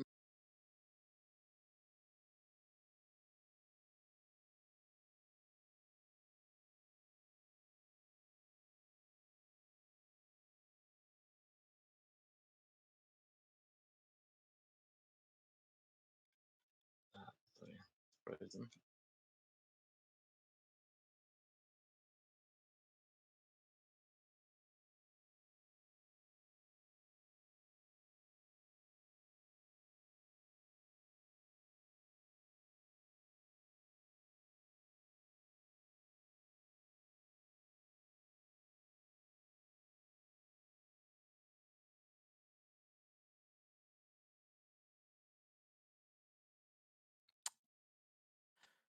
Yeah, fair. Fair dues.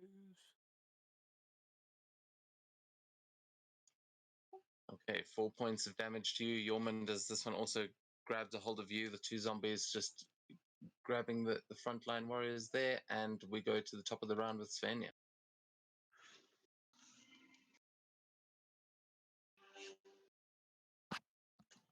Okay. She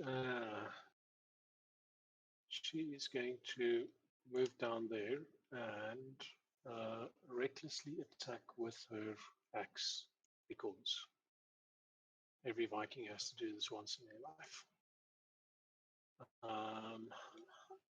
Just deleted that skeleton so it doesn't confuse me again. And Yeah, because of Yorman's mocking, she's dropped her. Oh, I should target someone first.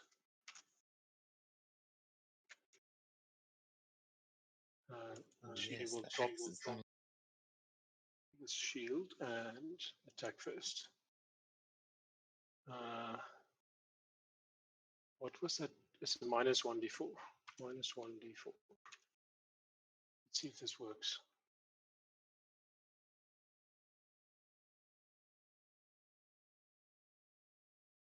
Ah, nice. That looks like it did the right thing. No, it didn't Yeah. do the right thing.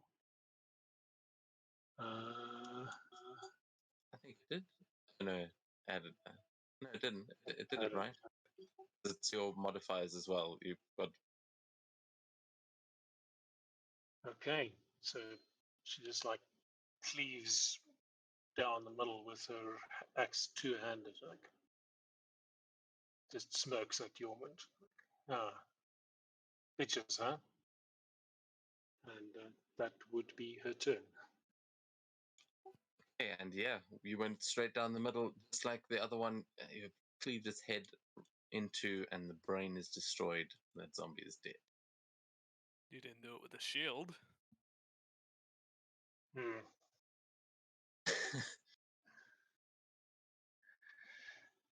True that. And that is her turn.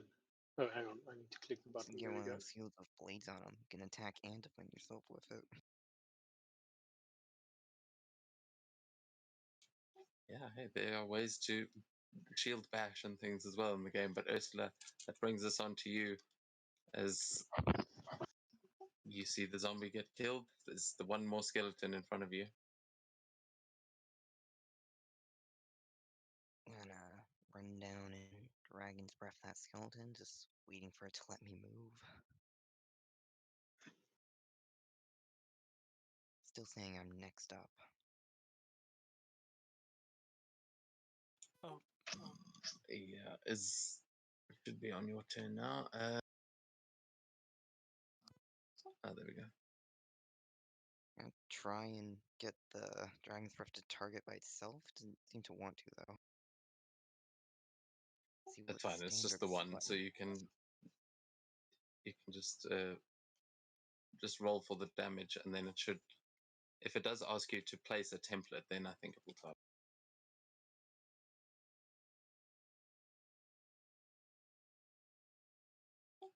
Maybe not. But yeah. Oh, there we go.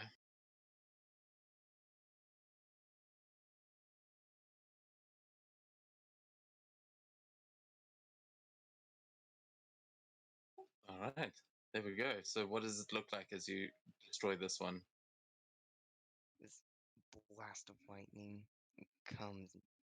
And, uh, eh,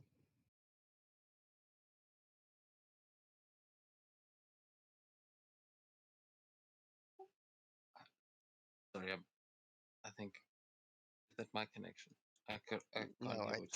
I don't know what to say. Okay, no worries. Yeah, is that lightning just makes the skeleton explode completely, and you can see Shepard rips one of the legs free as it just falls to pieces.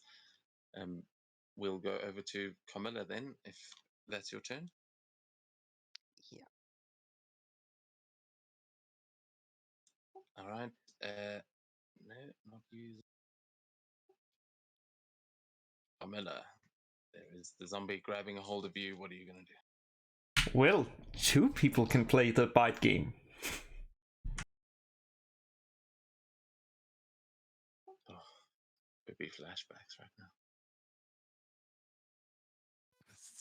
So disgusting. Nope. Maybe Good. for the best. As you like get in close and then just smell it, and it's like, oh, just a gag, and it moves out the way. Maybe better to just try to stab it. Yeah, live flesh, it's much better than undead flesh, but the sword is definitely right. 5 damage. Okay, yeah, you drive that sword up through its chest, and you see it coming out of the back of its shoulder, but it is still alive, and it is still. You've got it on the end of your sword now, but it is still trying to bite at you. Is that your turn? Yep, that's my turn. Okay. Yormund. I keep mixing you guys up. You're up. Well, I mean, I don't really see anyone, do I? You can move. Yeah, I'll go. You don't know where the rest of your friends are. You can hear the fighting going on still. Oh yeah, I wouldn't have cared that I couldn't see them. But if I hear fighting, then yes. I'll pick up my hand axes and make my way. Oh.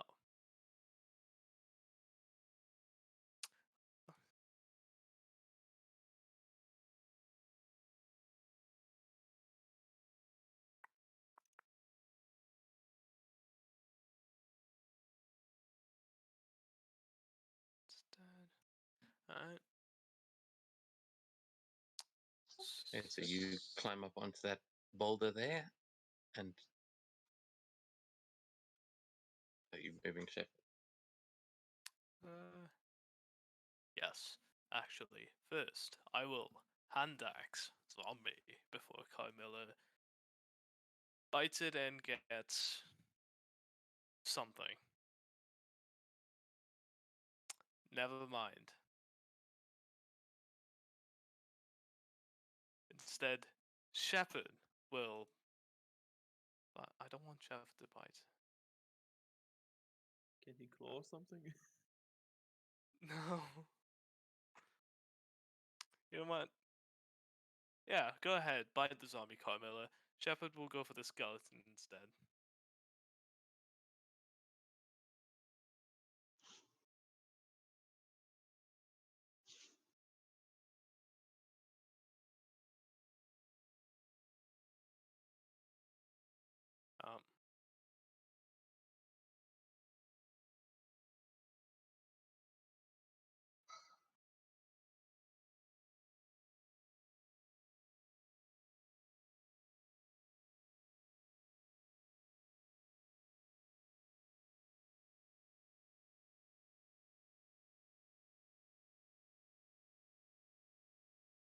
go.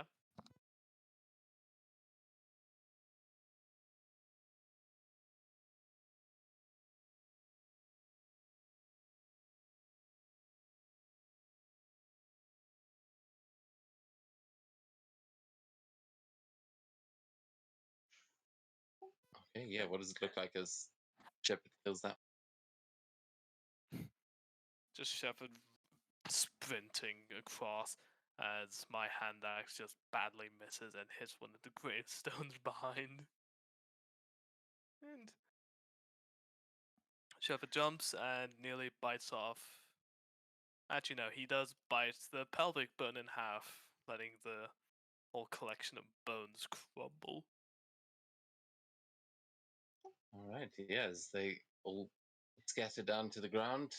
I think that takes us on to Gorm. Yeah. If you'd like to end your turn there, Yeoman. Oh, yep.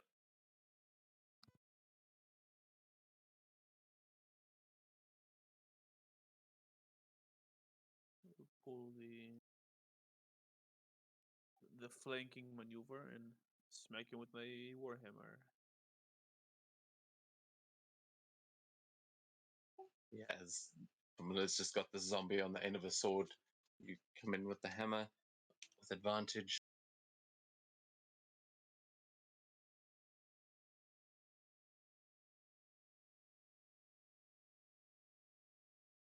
Oh my god! Oh, I think I hit actually. Yeah, Exactly its the AC is AC. 8.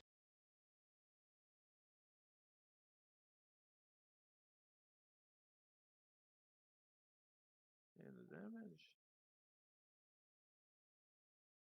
9.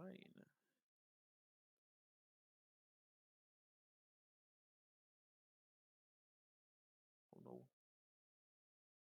He rise. Nope.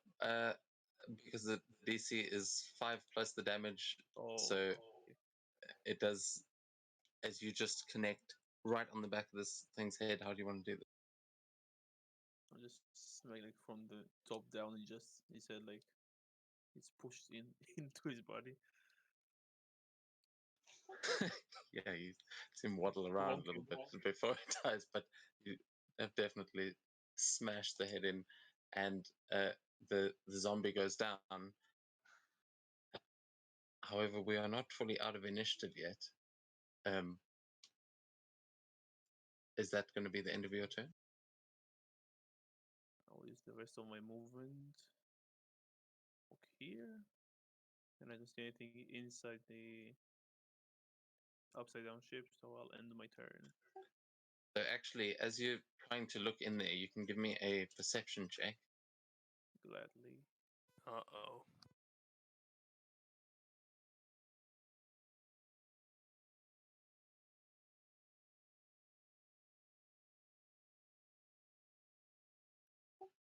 Nice. Yeah, looks all clear. You've destroyed all of them. There's no creatures left. It's just anything inside there looks like it's gonna stay dead. Yeah, all looks good.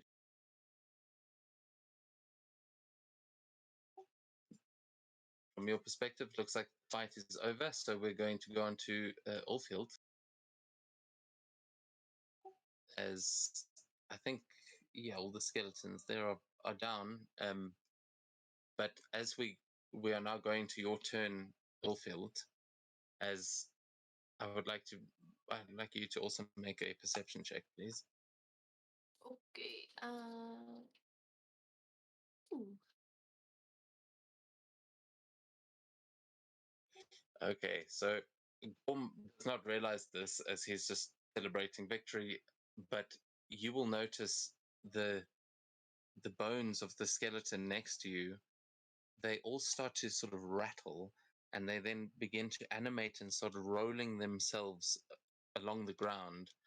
And as this is happening now, you will all start to see the bones of the skeletons that you have killed all start rolling in towards that grave in the middle, in towards that ship, and you see them like drawn inside there, as Oldfield with that 19, you look over and you can see into the boat, and you notice that it is full of bones, and some of them are rather large, actually. They look like from a bigger creature than a regular human.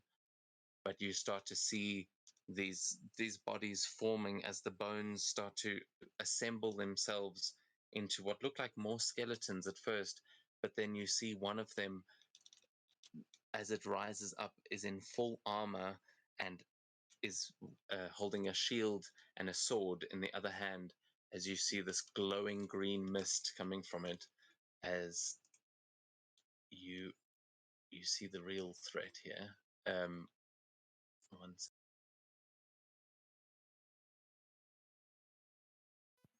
Uh-oh. That is not good. No, natural one. I don't see any. Oh, the health bar. Oh, the health mod's coming out. Big. All right. Phil, you are the first one to see this as the creature emerges, and you see the rest of you on the other side of the boat. You'll see a hand sort of reach up and grab the top of it as it pulls itself to its feet, and you see it looking around with these glowing eyes. And then Svenja, you see it turn its head and look directly at you, and it feels like it's looking directly into your soul. This thing is, there is this horrible presence coming from it. You see the light is being sapped away from where it is standing. But Oldfield, it is your turn. Okay, so you're gonna be like, look over with a. She's gnawing on some bone. She's gonna run up, nom. If she can get there, I don't know. Can she get to it? Yeah, you'll just, there's a little gap up at the top that you can get into the boat through. That at the bottom is just a tiny gap, but you can definitely get up. Ah, nom. Bite. Ouch. What am I doing? Ouch it.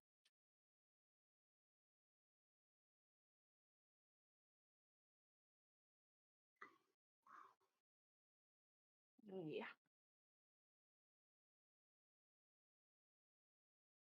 Or 10 with my rage.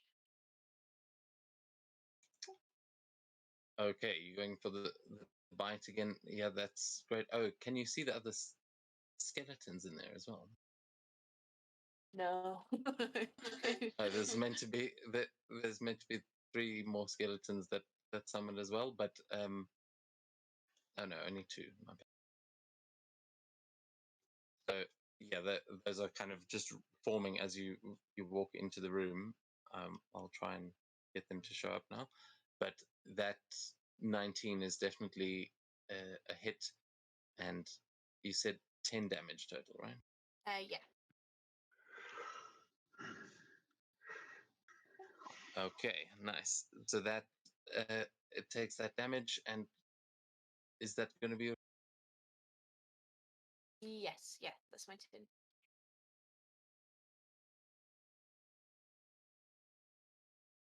okay? Then it is going to go on to its turn.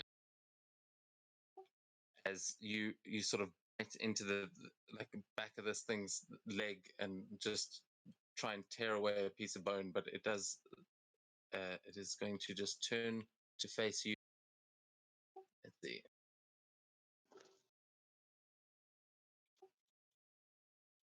There we go.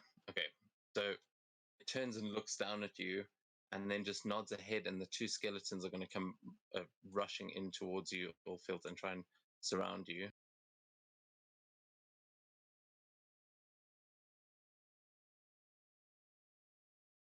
As they each going to take an attack against you.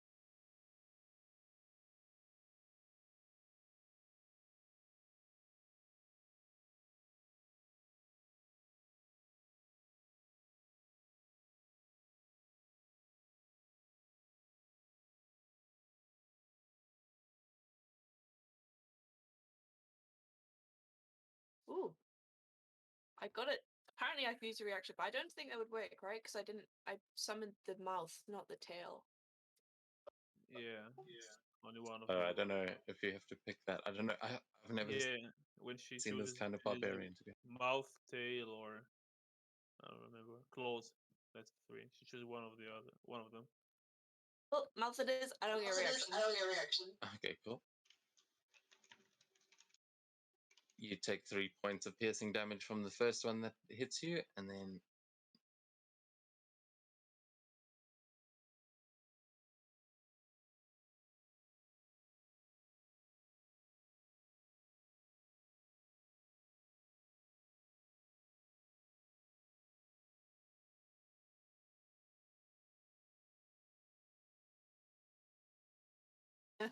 Yep.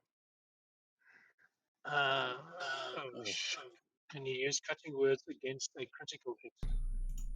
You can, but it won't work. Like, It will remain a crit. you can reduce, I think, the damage. Like, isn't that one of the effects of it? That's right. Attack roll, damage check, or ability check. Okay. well, Oldfield, you do so. You take another 11 points there, which has been added. So, but the creature is going to then walk away from you, and you will get an opportunity attack against it, as it is coming in towards Svenja. But sorry, Svenja, are you using a reaction there against that? Yeah, I used reaction against that damage roll, reduce it by 4 points. Cutting words from the Bardic. On the damage roll. Yep.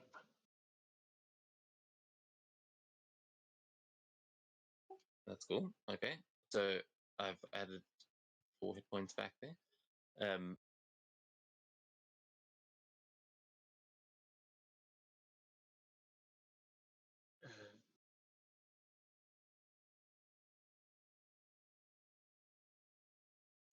If I delete the skeleton, so this sort of speeds up, but the guy is basically coming in towards you, Svenja, seems to be beelining straight for you. As this hammer, unfortunately, a 17 is not enough. As you swing and you hit against the bone, but it just doesn't even seem to care, as it is just like walking in towards Svenja, and you hear it like whispering something in this unholy kind of language, which Svenja, do you speak Draconic by any chance? Nope. Celestial, Common, and Giant.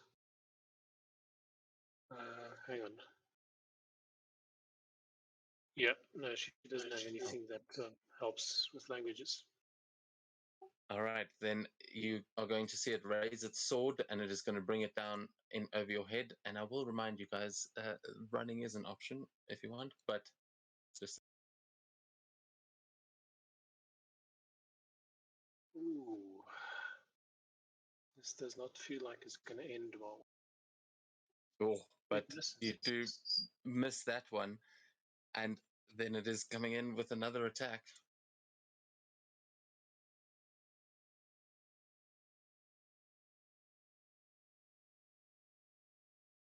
Oh, misses again. As this thing, you now you realize it quickly, sort of like grabbing your shield, rolling away, and as this thing is just taking its swings, it is going to glare down at you, and with its special charge thing, it's going to use a terrifying glare. So I need you to please make, I think it's a wisdom save. Yeah,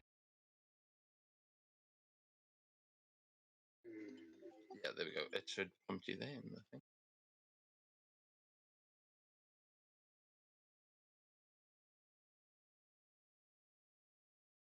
Can you see it in the chat there, or did it roll automatically for you? Yeah, I've just rolled it for you. 17. Okay, perfect. So that is a success, which is very good for you. Oh, all right. Nicely done. Yeah, there is. You are not frightened of this thing. It is then going to take us to your turn at the top of the. What is she going to do? She is going to.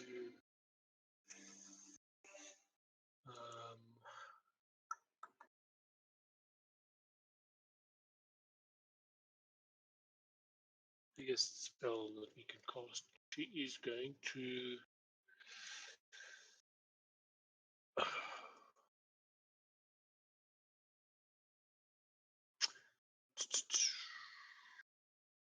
She's actually going to,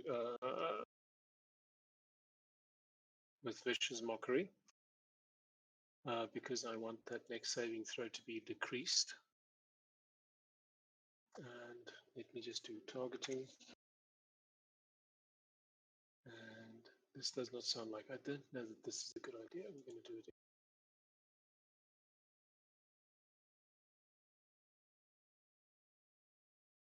So 2 points of psychic damage. Let's see if it makes a saving throw.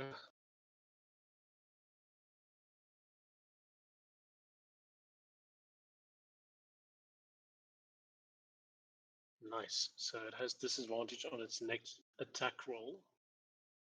And is she going to run or not? Yes. She is going to run this way. And I'm assuming that disadvantage applies to her opportunity attack as well. No, I don't think so. What isn't it against the saving throw? It's against No, the next attack roll. Yeah, you're right.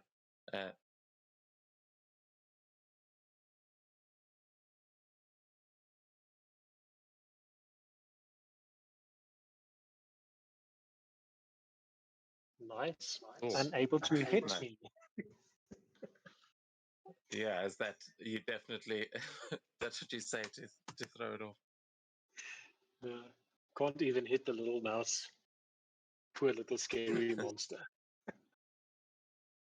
Very nice. Okay, so is that your turn or That, are you still- that is my turn. I don't have any extra stuff right now. Bonus actions, anything like that.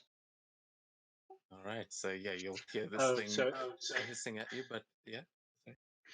a bonus action for who's next up? Ursula. She will give a bonus action bardic inspiration to Ursula. Cool.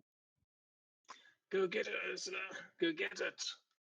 I'm gonna go here and use Dragon's Breath again.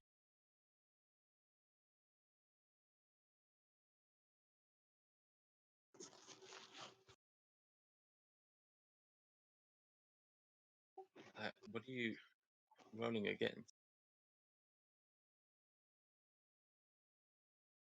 The big guy. It's the only one there. Is that one within range? Sorry, I just Yeah, it's a I'm not seeing 15 any cone. targeting things. So.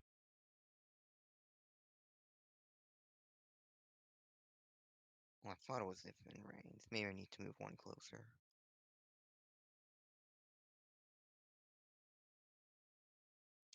No, he's within 15 feet of you. And I mean, lightning is usually a line anyway, but just moving it in a cone. So yeah, you absolutely hit, and he fails, taking that 8 points.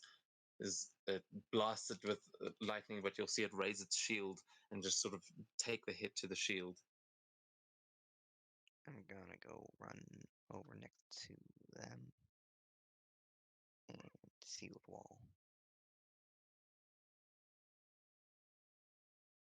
Ooh, nice. Okay. Nice. Then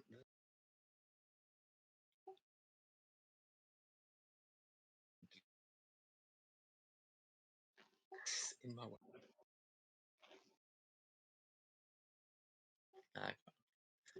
Okay, Camilla, you're up. Yep, and the only thing I can see is that skeleton up there. I'm not sure if it's like in the air or. No, it's that side of the ship is sort of collapsed in like a little ramp that is leading, like you're sort of, it's just above you if you're standing in the flowers there, but then it leads down into the ship. So you'd be able to aim at knee height there, and you've got flanking. Perfect.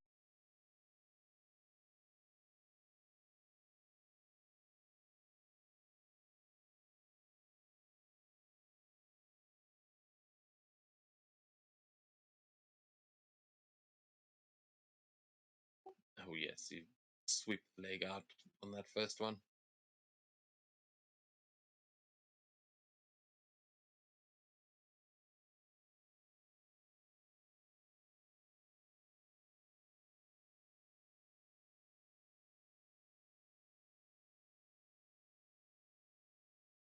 Oh, okay, it doesn't fully knock it over. It manages to sort of catch itself, but you have severely damaged one of its legs.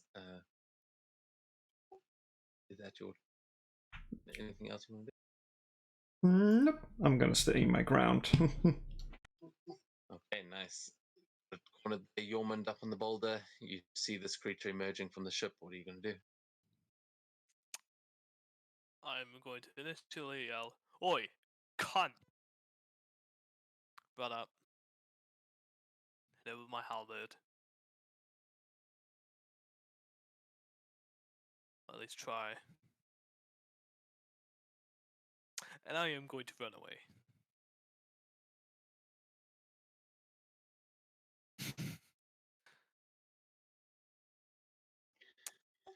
Hide here behind the goal's shield wall. Fuck you. And I'll call shove it back to me.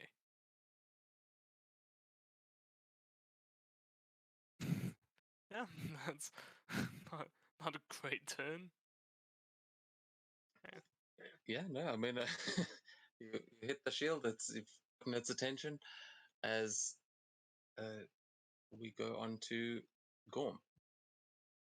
Okay, just to make sure, I wasn't in the lesson with Yormund's mother, so I can't join them in the wall shield wall.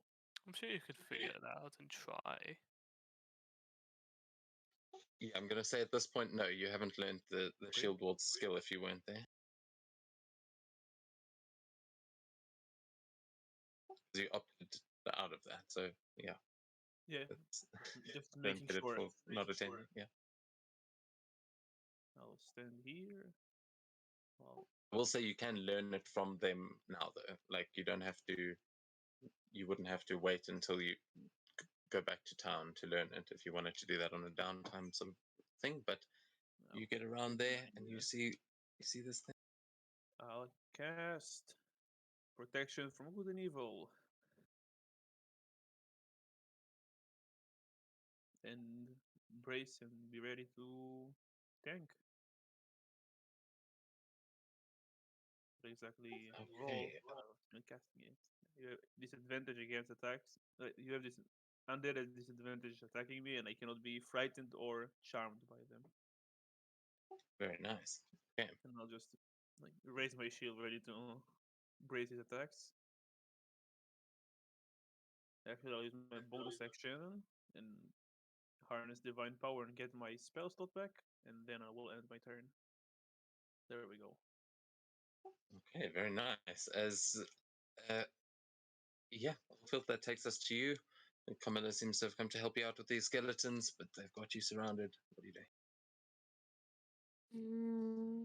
I want to bite, but I also want to use my hammer because the damage is better. I'm gonna. And they're only little guys. I'll bite them. Oh, nice.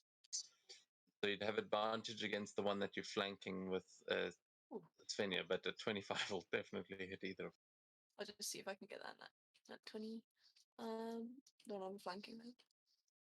I'm still trying to No. get my head around when did Ulfrid learn to bite stuff? Level 3 creature. Yeah, conversation She for really around the taught her. campfire later. The New bears form taught of her how. hunting. That is just enough to take this one down. What's my health at? I think I'm still above 19, aren't I? Yeah, so I'm all good. Oh, is that only once you drop below a certain point? Yeah, I think it's when I drop below 19 hit points. Isn't it half hit point or something? Yeah, I think that is yeah. 19. Yeah. Like, So 19 is half your hit points. That's disgusting. 18 is max my hit points. oh, It's fun being barbarian, isn't it? So is that going to be your turn? You just jumping on one of these? Yeah, just a little snack. All right, nice. So that takes us to the Berheriar, which I hope I'm saying right. And it is going to see this sort of like glowing holy aura coming from Gorm now. And it is going to you'll see it lift its hand into the air, and there is this ice is going to form in the air as it forms a spear into its hand, and then it's going to look at you that was running away, Yormund, and it's going to fling the spear at you. Can I use my reaction as he's attacking? I guess to do what? A blood curse of the eyeless. I just have to do it before I know if the attack hit or not. That's why I said it real quick. Don't your blood curses not affect things that don't have blood? Still doesn't Bone have marrow blood. can hold blood. Okay, yeah, he doesn't have blood, so Yeah, if it, I think there are specifics that some of those things don't affect, like undead. But I'll amplify it, and now it will affect him. I'll Okay. just take 1d4 point of them. Let's see if I can actually make it work. Okay, I can't.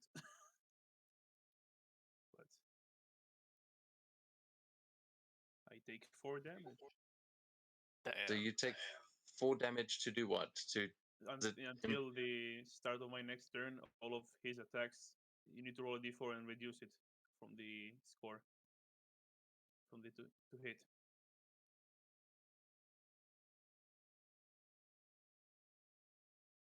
Okay, a d4. Yeah. Oh, I have to call myself. I'm an idiot. Yeah, I have to. Let's see if I can make it. That's cool. I'll just add that to his. Wait, what is the con save for? Your I took concentration? damage when I Oh. was. I didn't think this through. When you break your own concentration. I do that all the time. Yeah, I'm fine. Okay, so then that's...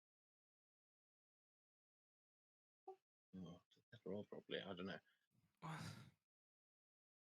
Huh. Yeah, still hits you as... Yeah, okay, it rolled it even minus the full d4. Oh no, that added it. Hold on.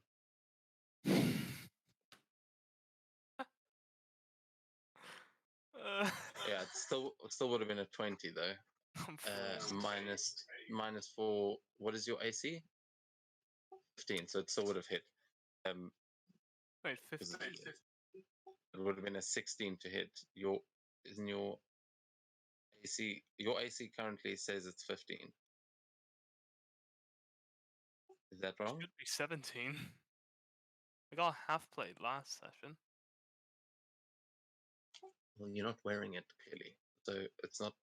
You need to fix that on your character sheet. That's what I've been swinging against this whole time. I don't know. No, I don't even have the half plate in my inventory. It's on D&D Beyond. It's set up on D&D Beyond, but not. Okay, well, you need to please make sure that these things connect. I can't. Okay. I'm okay. Well, then please fix it on Foundry now. Because then I guess that misses. It's going to come in and yeah, it's going to walk right up to Gorm and take 2 attacks against him.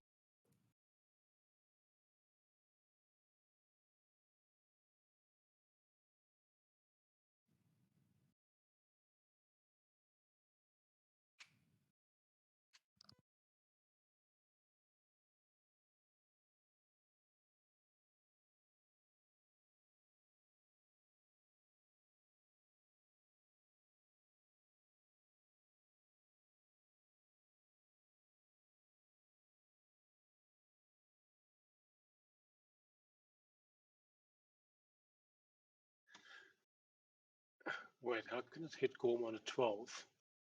It doesn't show the Modifier.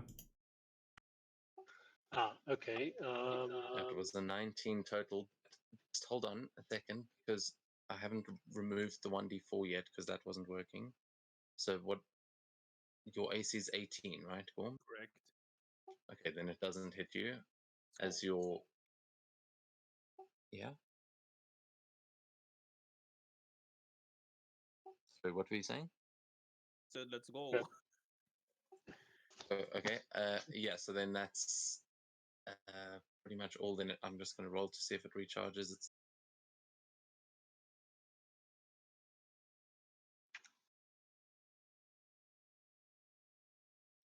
okay. It gets its terrifying gaze back. But it tried to use its spear, so that takes us on to Svenja at the top.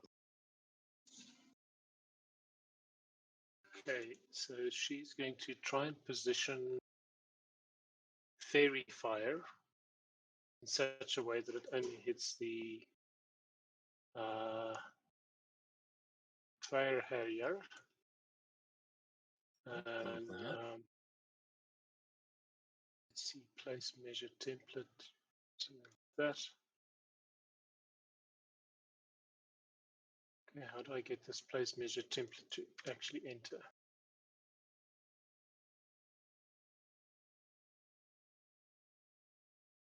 I think you just click it down. Yeah, it's targeting them.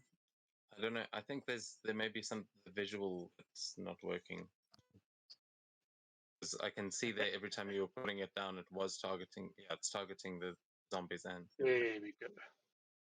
Right, I just needed to move the map down a little bit. So that's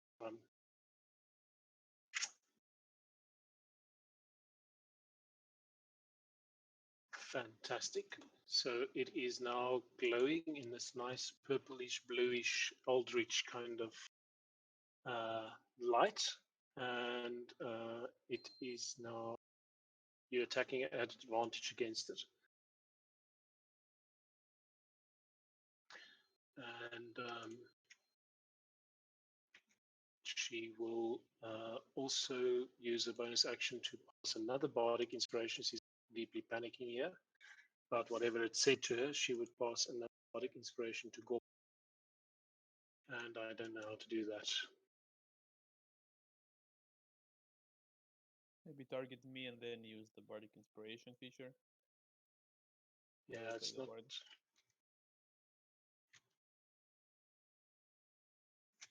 Who do I target? It's not allowing me to target you as a. Hang on, let's try this here. Just put your mouse cursor on me and press T. It works for me. It's not moving it for some reason. Okay, but let's see if I do that feature inspiration to usability on. Okay, I'm not getting it to do what it's supposed to do. That's fine. It's bardic inspiration. You've bardic inspiration. Gorm. Yeah, cool. And that It is doesn't, not everything needs to be tried. and that's my turn done. Okay, cool. Then, yeah, as that thing is glowing, Ursula. More Dragon's Breath.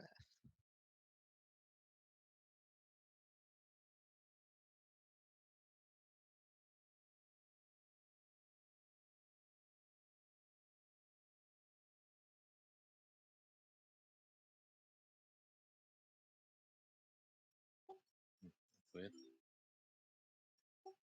It's failed on my screen, but I haven't rolled it yet.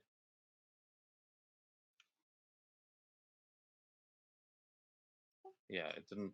I think it was taking the previous roll, so it does succeed and takes half damage on that one. Oh.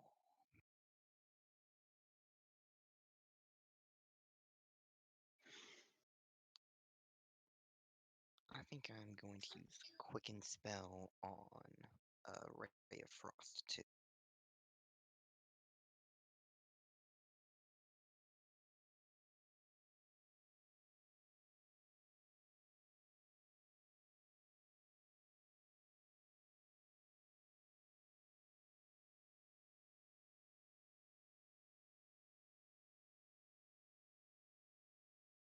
Great. 1 damage. Oh, yeah, unlucky. It does hit though and reduces its speed, so that is good. Alright, I'm done. So you just kind of freeze its foot into the snow there as it's trying to make its way in towards you.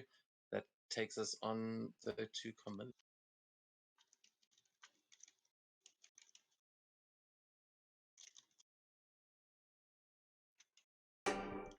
Oh yes, I know exactly what I want to do. I want to like get up and try to jump over, what is it called, Ulfhild, and land behind the skeleton.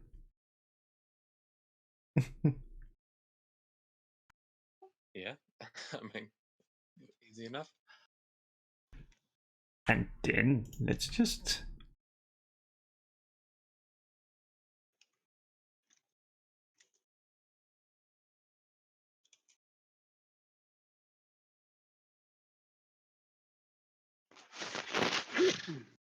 Pardon?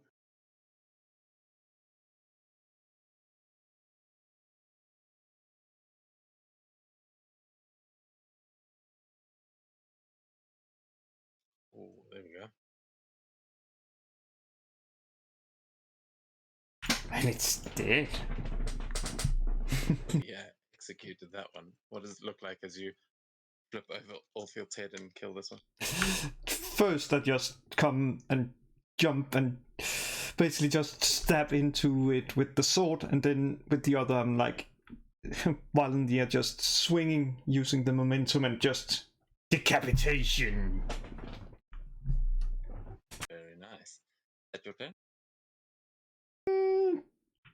Let's see what's up here. Ah, God damn it. I will say that was difficult terrain to move through them, so you would have used double movement in those 2 spots.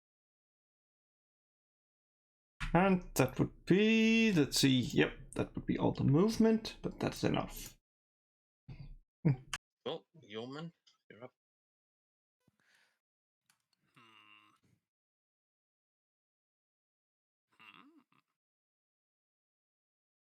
Yes, I will move here and smack this ugly fuckhead.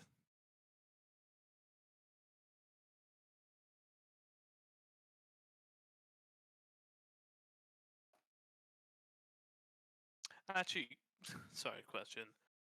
Would it be a bonus action or an action to put away a weapon? It's a free action. Oh, Yeah, we're not too concerned with switching weapons around. Just don't be ridiculous about it. okay. Let's say you switch it on the running on the way here. Yeah, absolutely. Aha! Bitch.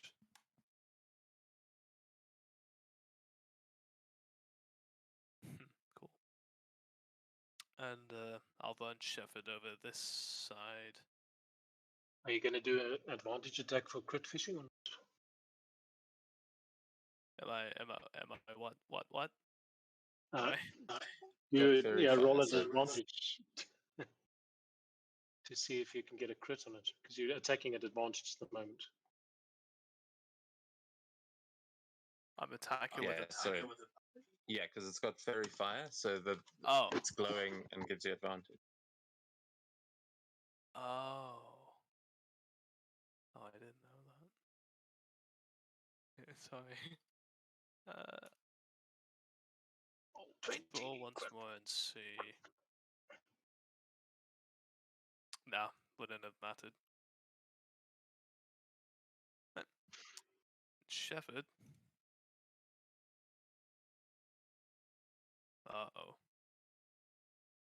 Uh-oh. Well.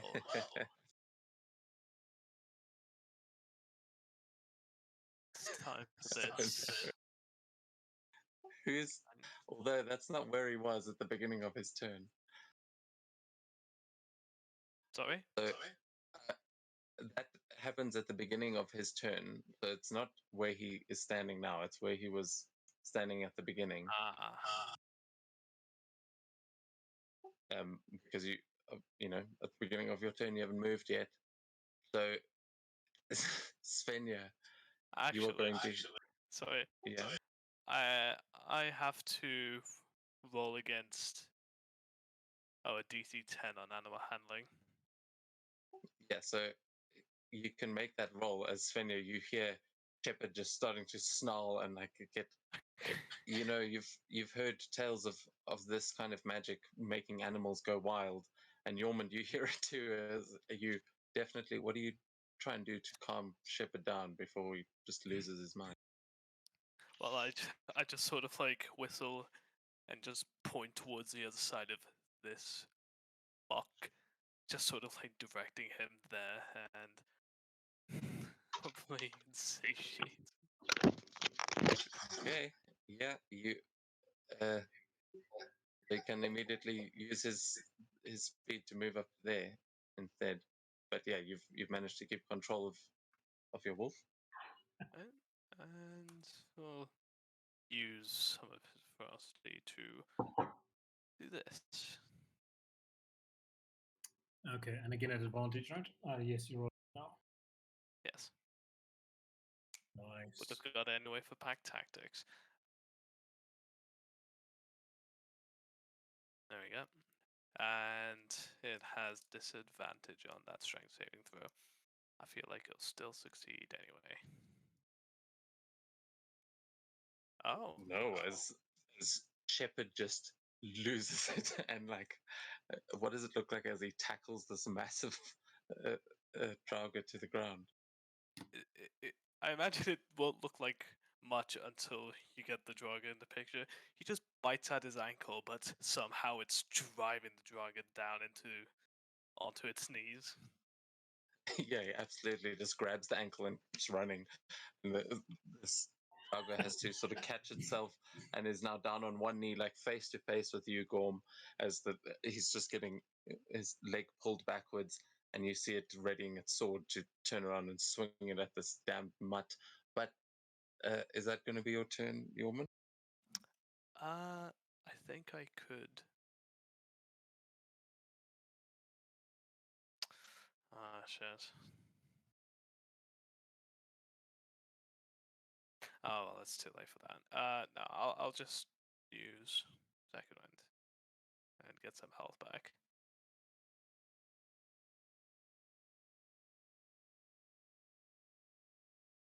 Okay. Pog. Make sure that that was healing. I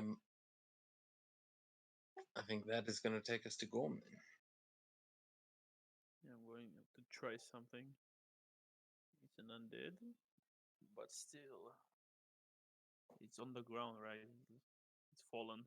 Yeah, it is Can't get currently up. prone. So, yeah, you don't get double advantage, but it's definitely. Okay, that's something. I saw its legs are next to me. Which way did it fall? No, it's face. So Shepard's pulling its leg one way, and it's fallen onto a knee. So it's face to face with you right now. Oh, cool. It's lying towards you. I cast inflict wounds.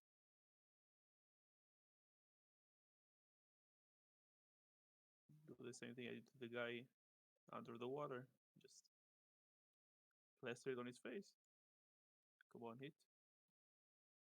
No. As you just grab a hold of this thing's face and you blast it with this necrotic energy, you've seen the green glow in its eyes just grow brighter and brighter as it just like looks at you, and you now hear this. You have this like moment of a vision sort of pass from it as you see warriors in Valhalla just fighting against warriors just like this one. That you get the sense as you try and cast the spell that this creature's one goal in life is to stop anyone from getting to Valhalla and to drag you down with it. So yeah, unfortunately, that one doesn't hit. Yeah, Anything else you want to try? yeah, that's me. I just can't end my turn. It's still Yorman's turn. You could Oh, add sorry. body inspiration. You could have added your body inspiration. Oh, yeah, you do Even with the max. Do I, Oh yes. do Okay. I 11. waste it if I fail? Yes, it goes away. It's only the what's called eloquence that doesn't go away. Then I'll keep it. That's Yeah, fine. only at higher levels as well. Sadly. Okay. cool. Shout though. Forget about that. Oldfield takes us on to you. This creature you can see outside is giving your friend some trouble, but the skeletons around you are dead. I'll go Right, for the big guy. Nom nom nom. Where? I can't see him. I just realized I was looking at memes. He's big and glowing, so if you walk out of the ship, you'll probably find him. Sorry, So you I was can't looking walk at through memes walls. Just yeah. to relate to this, but I cannot. I also cannot move. I don't know what I've done. That's That- because that's you're trying to because walk through a wall. wall. That's bigger. Yeah.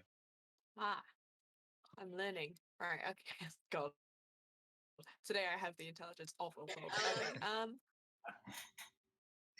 Oh, it's like, God, I'd be a ghost. But yeah, you've got advantage against this creature as it is currently prone. It's got fairy fire. It's glowing. And Gorms looks like he might be about to kiss it. No, he's trying to kill it. Yeah. What do you do? Should give Gorman on longer. Just go. Ah! Just eat and start nomming on this guy. You can see Like Shepard always. next to you, gnawing on one of the other legs, and you just get right down in there. Oh, but with a 9, it kicks you square in the face, Advantage. and then you catch its foot in your mouth, and yeah, it's not having a good one with that crit. All these knee-high creatures is like just biting it. +2 for rage. Yeah. That 19. When I put you guys up against skeletons and zombies, I did not think you would be the ones doing the biting. I got to be honest. Oh, I was joking earlier when I said, don't knock it before you try biting skeletons and zombies. I was wrong. We're fighting fire Oh, with no. fire. It's fine. I mean, I get biting the bones. Dogs doing it seems fun. Skeletons. I don't know what this says about Gorm's cooking. It really is. I thought you fed them. But yeah, that you hit with that for 17 there on the bite, and then plus another 4 for the rage, right? I just +2 for rage. As Yep, it but doubles. on a crit, all your damage. Not on unless it's a roll. It's only rolls. Oh, not as far as I've ever known, but you're just adding 2 points of damage to the attack, to the damage on your roll. It's not coming from a separate magical place. So you're hitting harder. So yeah, it does double that. So there's double the dice and double the us to see what you're going at. But is that going to be your turn? Have you only got the 1 attack there?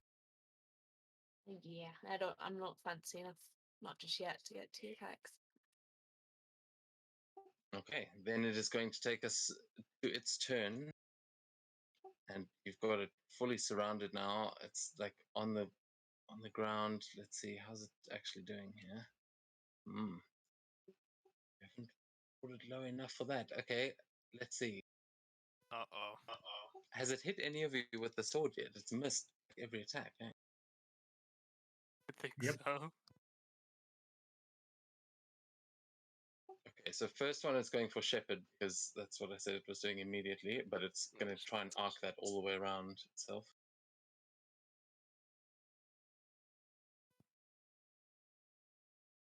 Guaranteed hit. Watch. Okay, I'm going to use Silvery Barbs. Please re-roll and use the second roll. I appreciate it, but I honestly don't think that. Okay. Well, okay. Yeah. I thought I'd Yours, roll. do you still have your reaction for that? Didn't you use the I think that Gorn did. was previous turn. Okay. Well, then, yeah, who are you giving the advantage to as you turn that hit into a miss? To who's Has it doing the been most subtracting damage? its 1d4 from the blood curse? Fulfilled. Okay. So, Allfield, you've got an advantage that you can use. You've basically got a reroll that Svenja just gave you. As it tried to swing, it is going to look back at you, Svenja, like really pissed off, and it's going to attempt another terrifying gaze.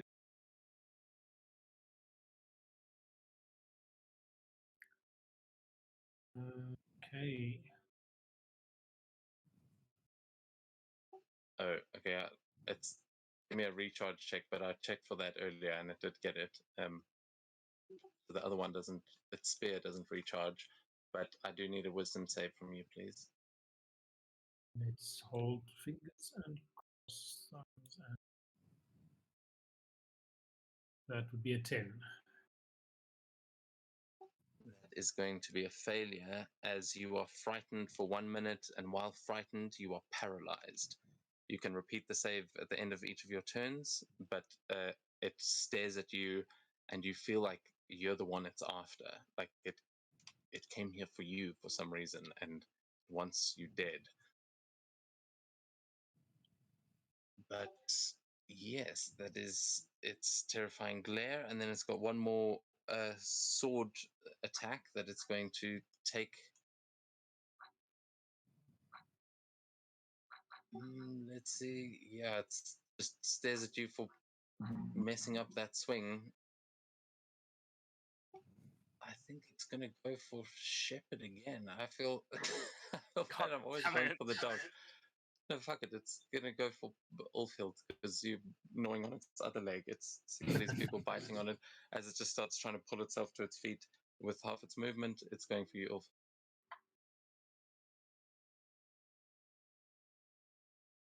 I can't believe you guys have figured out so many cancellation methods this early.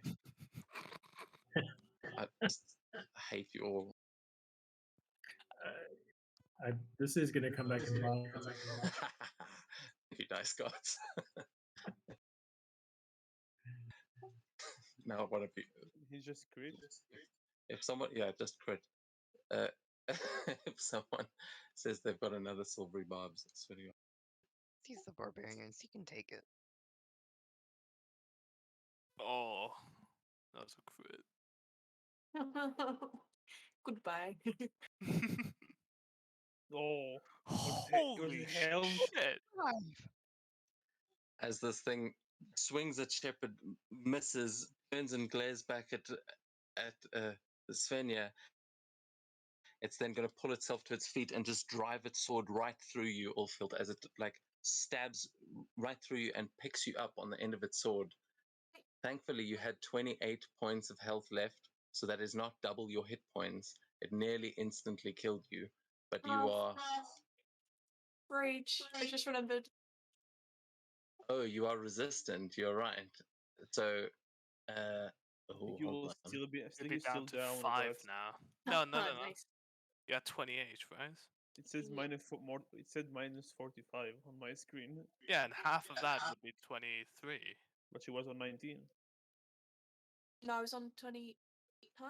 she was on 28. Oh, okay. Was My bad. Still I alive, did- bitches. Have 5. Okay, so the- hold on. Let me try and fix that because this is why we use the automatic systems. So,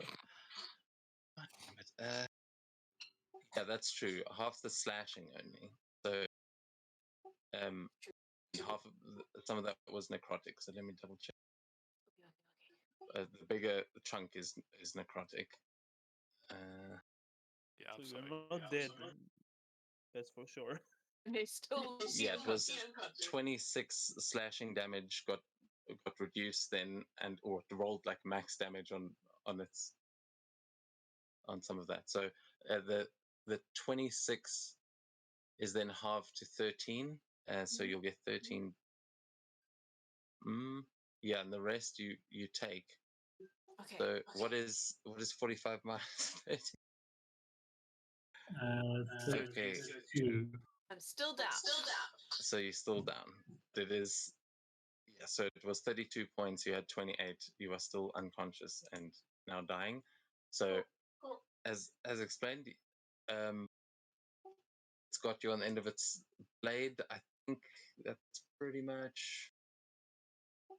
Oh yeah, and then let me just double God. check. I just oh. I suppose because you're already almost dead. I mean, I think it could kill Ulfilti. Oh fuck. Oh no. Hello, Ulfilt, friend. even though you are still dying, you're not technically dead yet. So please roll a Constitution save for me. You have advantage because of the silvery barbs, I think. It's the first D20 roll.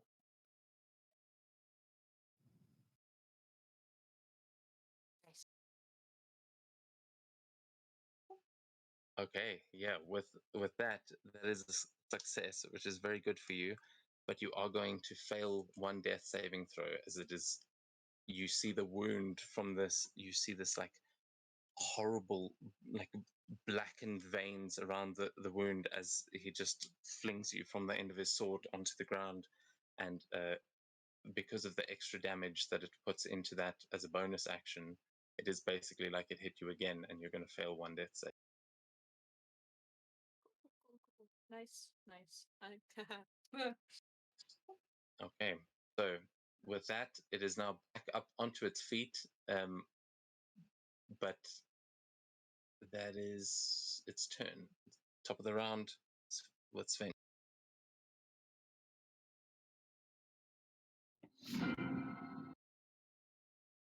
Okay. So, what? I get a wisdom save at the end of my turn, right? Yeah, so you are paralyzed. Terrified. Come, dice gods, work with me and click and see what happens. Fuck. Oh, unfortunately, you see what it just did to Ulfhilt, and you cannot bring yourself to move. Wait, hang on a second. Do I have an inspiration from last time still? I do. You do. Actually, you and Ulfhilt both do. Wouldn't really have helped Ulfhilt there. Okay, I'm going to have to use that right. Come, dice gods, work with me. There we go, baby. Hey, yeah. So with that inspiration, how does Svenja pull herself back, like convince herself that she doesn't need to be fearful?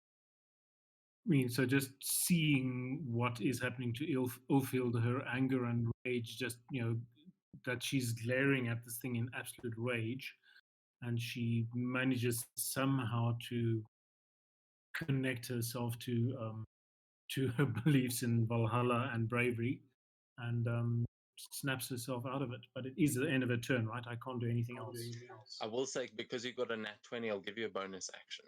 But it does use your action as it is meant to be at the end of your turn, but you got a crit. So. What can I do on bonus actions? Not that. Like, I know you've got like inspirations and stuff, so if you wanted to. What I can do as a bonus action, I will cast Healing Word on the field.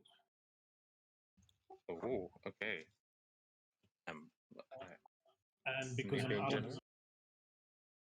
so that should actually a level 2 spell slot because I'm out of level 1 spell. So let me just Healing Word level. Oh, I do have a level 1 spell slot. Okay, so it's a 6. Okay. Ulfhilt, what do you do? You like scream something as you bring yourself out of this that is just bringing her back to life as well. Yeah, come back. Yeah, Ulfhilt, you awaken like breathing heavily, and you see this horrible Icarus wound. As you're not sure what just happened in the last few seconds, but I think we're going to go on to Ursula's turn. What are you going to do? You'll never guess. Dragon's breath. Meteor swarm. No.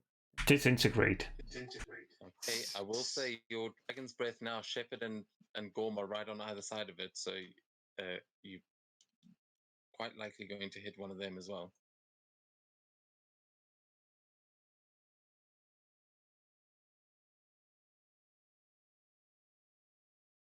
Does something like that work?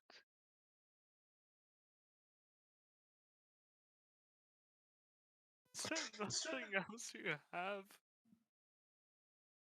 How do I rotate it? Yeah, I guess. Scroll on the wheel. Okay, so just roll your damage.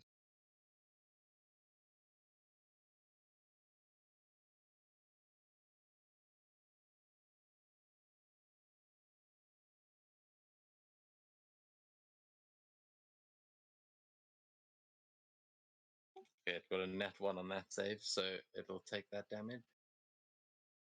Cool. Alright. And then I use a bonus action to convert a spell slot to a sorcery point, and I'm done.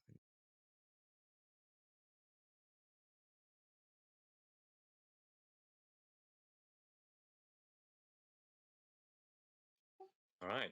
Yeah, you lightning is a bit easier to target with than most breath weapons. So yeah, you manage to get that thing, and you see it as it takes that hit. It now looks pissed, like as you see it go into this battle frenzy. Is that going to be your turn? Yes. Okay, Camilla. You can see the fight happening outside now. What are you going to do? Let's see. I'm gonna basically jump onto it, plunge a sword down into its what's called side, and then bite into it.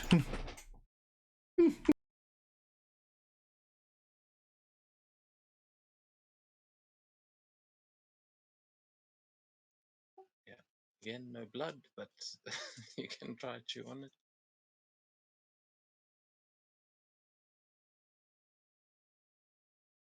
I'm biting it. Oh yeah, so you can't get the extra thing. But it's cool. Let's hit.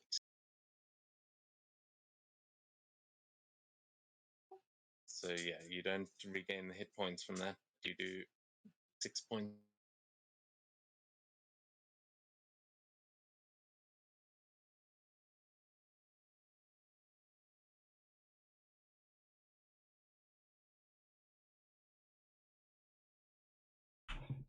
Six. Interesting.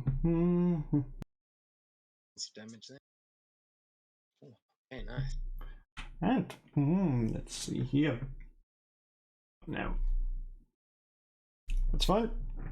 And yeah, that's the turn. Okay, very nice. It's looking badly hurt. Yormund, that takes us to you. Well, I think we know what's first on the agenda.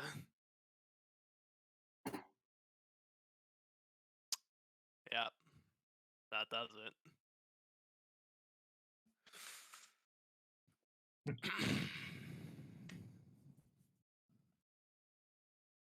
12. Thing you have that little ice rune thing running, isn't it? Oh yes, it is. It's one of the reasons I took it. Yeah. So DC thing. DC would definitely be that. 12. Yeah, that's cool.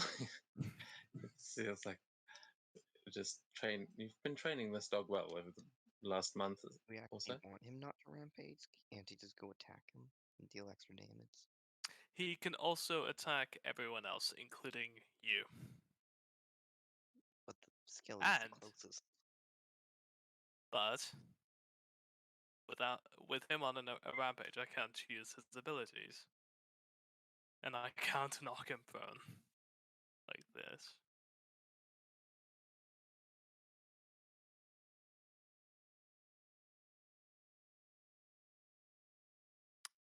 Good lord. He has to roll for strength. So you get max. Oh no. with disadvantage. Well, they failed either way. Yeah. Right. Wait, hold on. What the fuck?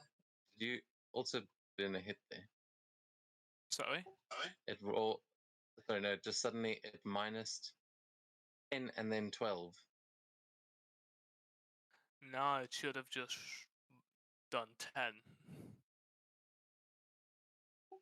Yeah, there was a. I don't know what happened there. An Huh. extra 12 off of him, but yeah, the 10 is. And Yodamund will actually before he'll use this. Yes. I think you have to hit him with your weapon Yes. first. I know, but I just wanted to. Oh, thank God. Okay. Normal damage. That. And hey, the target takes an extra 2d6 fire. I can actually click that.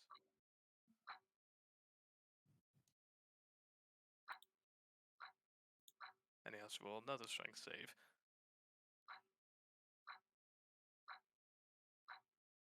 Oh. Damn. Still takes the full damage. It's true. Alright. Yeah, I think that's my turn then. Okay, yeah, he's looking pretty bad. He's looking really pissed off as well, but you guys have just swarmed on top of him. Boom. Let's see if you can finish this. I'm gonna risk it. I take 5 steps back. Out of his reach, I assume.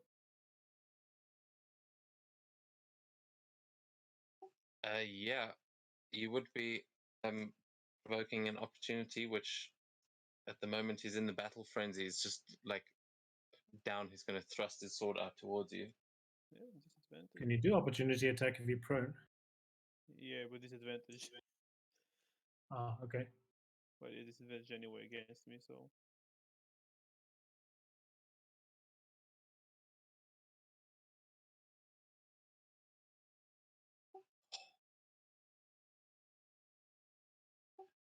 Yeah, misses. Yeah, and I'll point my hand at his head and cast Guiding Bolt. If the necrotic won't work, maybe the radiant will.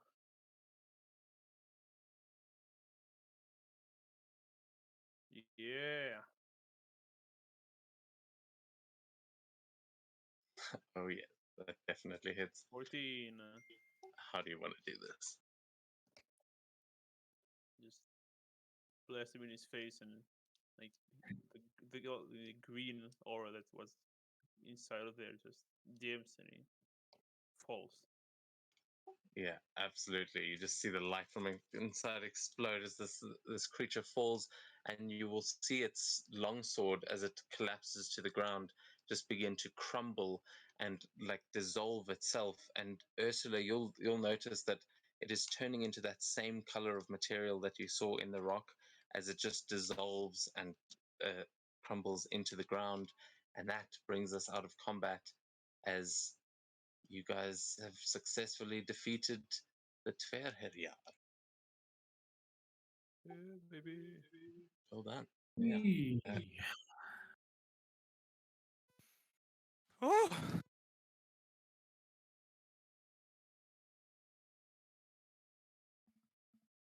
So Svenja will scan the graveyard and the trees around to see if there are any ravens. And if she does see any ravens, we'll just mouth in their direction, thanks Odin for helping. And then go over and spit on this thing's whatever puddle it's left. Who's badly hurt? Yeah, I guess Ulfhild. Yeah, Pepper. Yeah.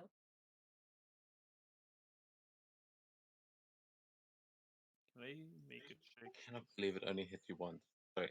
Can I try to figure out like what this thing is. Make a check. Just a giant skeleton. That's it. Sorry, you're trying to figure out which thing is? The Tveir. I'm not even gonna try to pronounce Yeah, it. you can.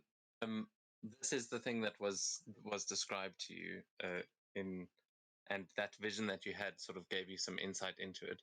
But anyone that wants to make an Arcana check or I guess a history check, just to see what kind of a creature that was, you absolutely can. Or religion, actually. I suppose that's religion would work. Yeah. Same for me with my advantage. Oh, something. Oh, this is the game. I get kind of scared. Christ, I hope that was the game. I assume someone got a nat 1. Yeah, it got a nat 1, then got hit over to 18. Oh, almost a 19. Oh my god, it's a point of advantage. Yeah, so 19 for Svenja on the Arcana check. Okay. So yeah, you wouldn't know much more than you've already gathered, but with the 19, Svenja, you would know the tales of these kinds of creatures. And if you look in the quest for the Draugr Menace, that there is a sort of explanation of what this thing actually is in there. You know that these creatures are usually they usually come about to hunt down the Erhinyar, however you pronounce that as well, the warriors of Valhalla. So they are sort of anti-Valkyrie. They are the forces of Nidhogg. Okay. Did Yep, everything I read that. crumble or just the sword? Sorry, say again? Did everything on it crumble or just its sword? Just the sword. Everything else is still on it. Its shield is still sitting there, which Probably you a can bit too see. big for us. No, it's a regular size shield. It was quite small. It was more like a buckler on this thing, but it is a ceremonial Viking shield, which is actually it's quite nice. You can see it's made of hardened leather and like polished wood, and it seems like it was probably buried with this shield. Like it's probably been blessed. Cool. I want to take the shield. Okay. I will give you the items that you can take a look at it.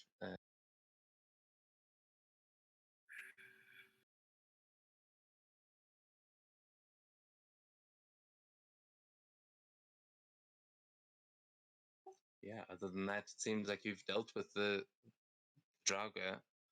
However, it's not immediately obvious why they cropped up around here, other than the fact that it's a graveyard. Whatever that infection seems to have been connected to this creature and whatever woke them.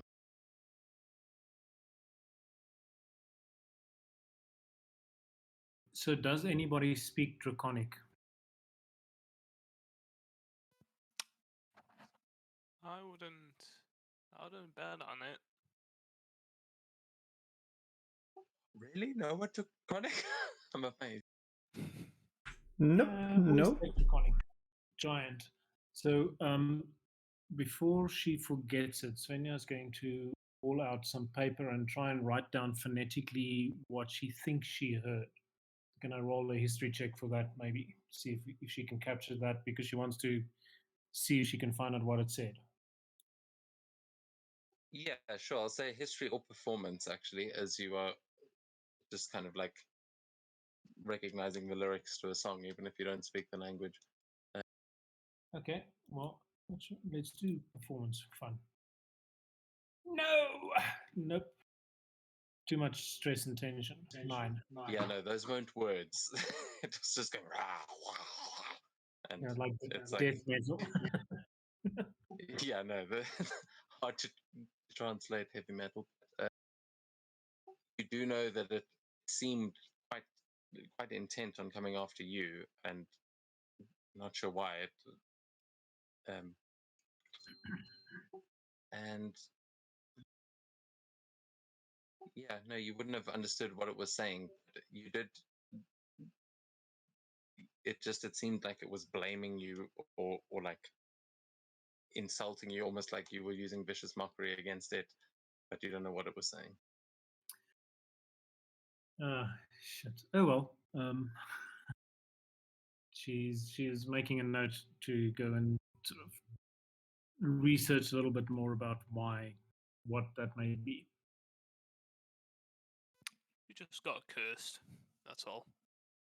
Well, won't be the last time, I'm guessing. I think now is a good time for a short rest. Not in the graveyard. Ideally, a little out the way.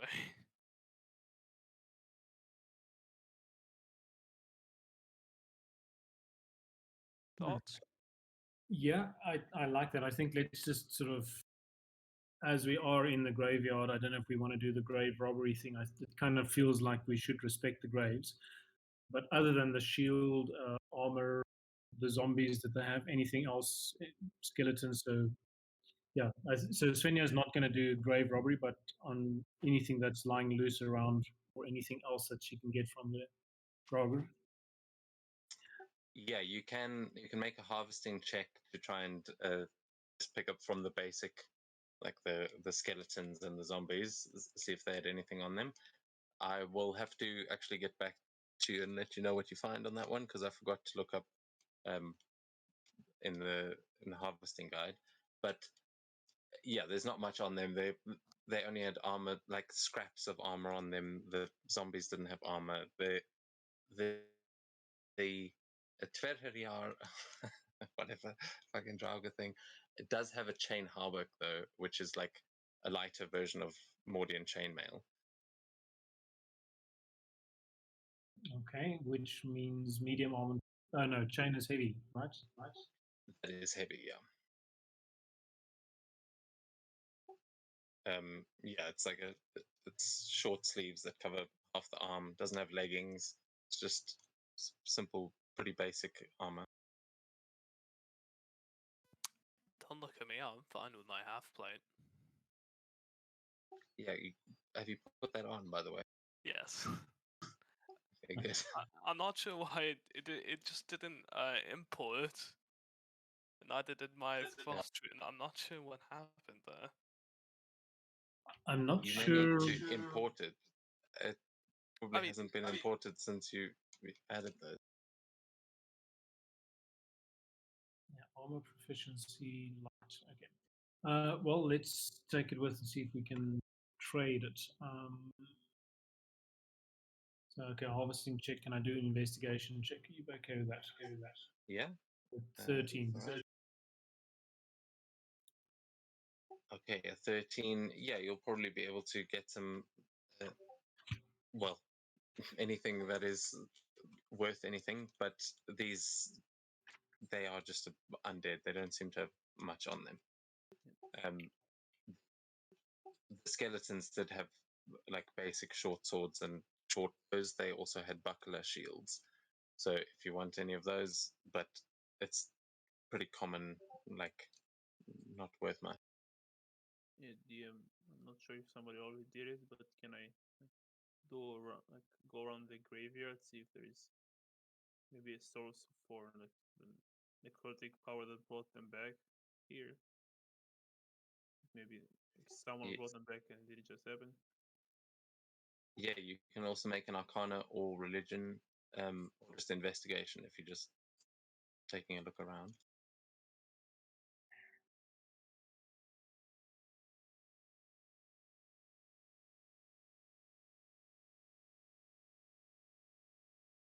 Oh, that's better.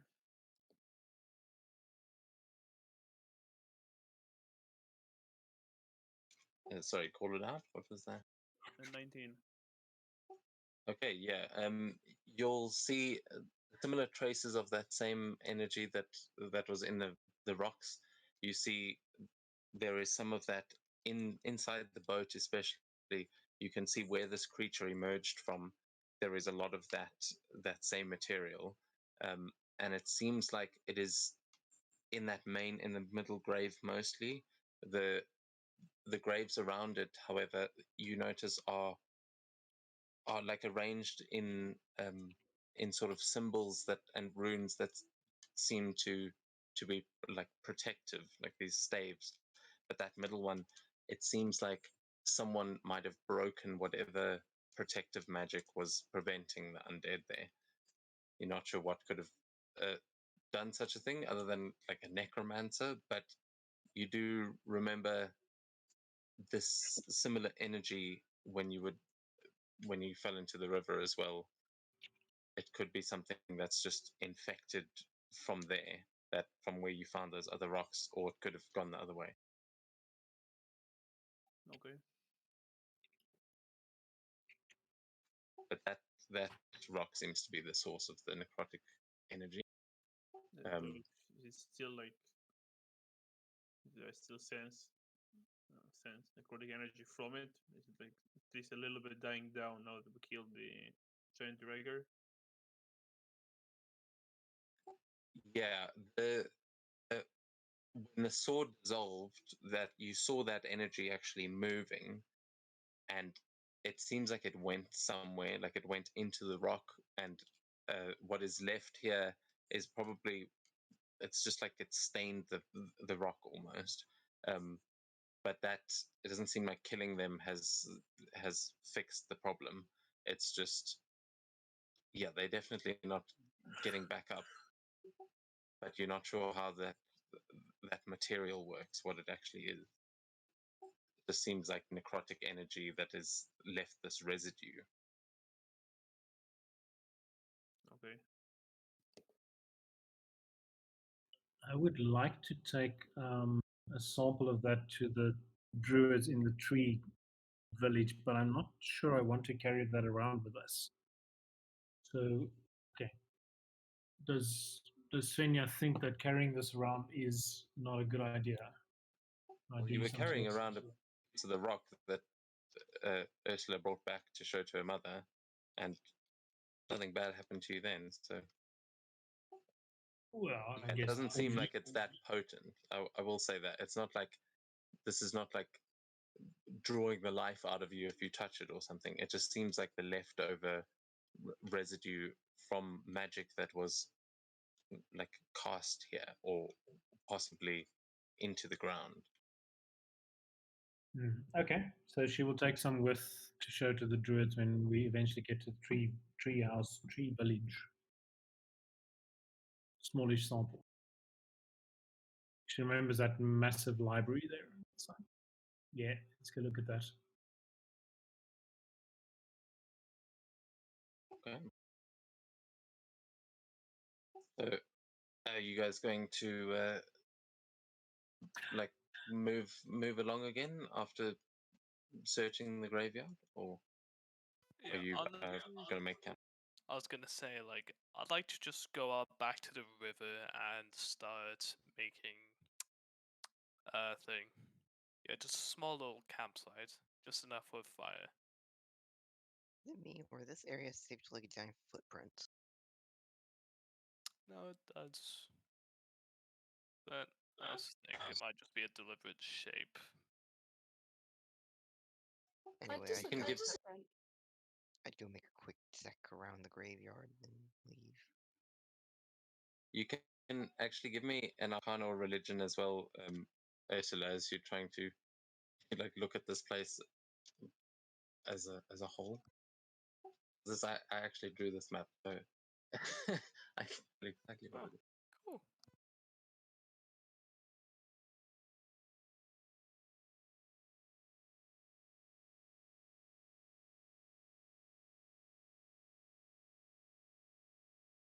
Except you'll have to call it out because my boundary is frozen.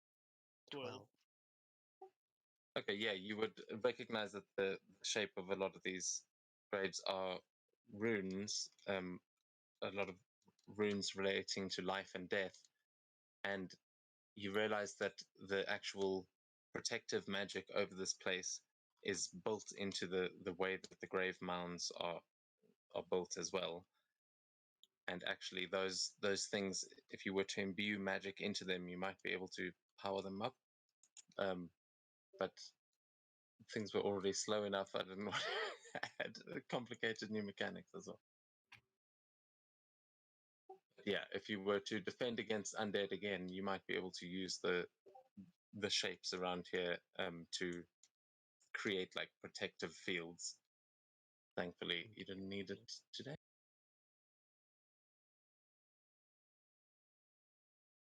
And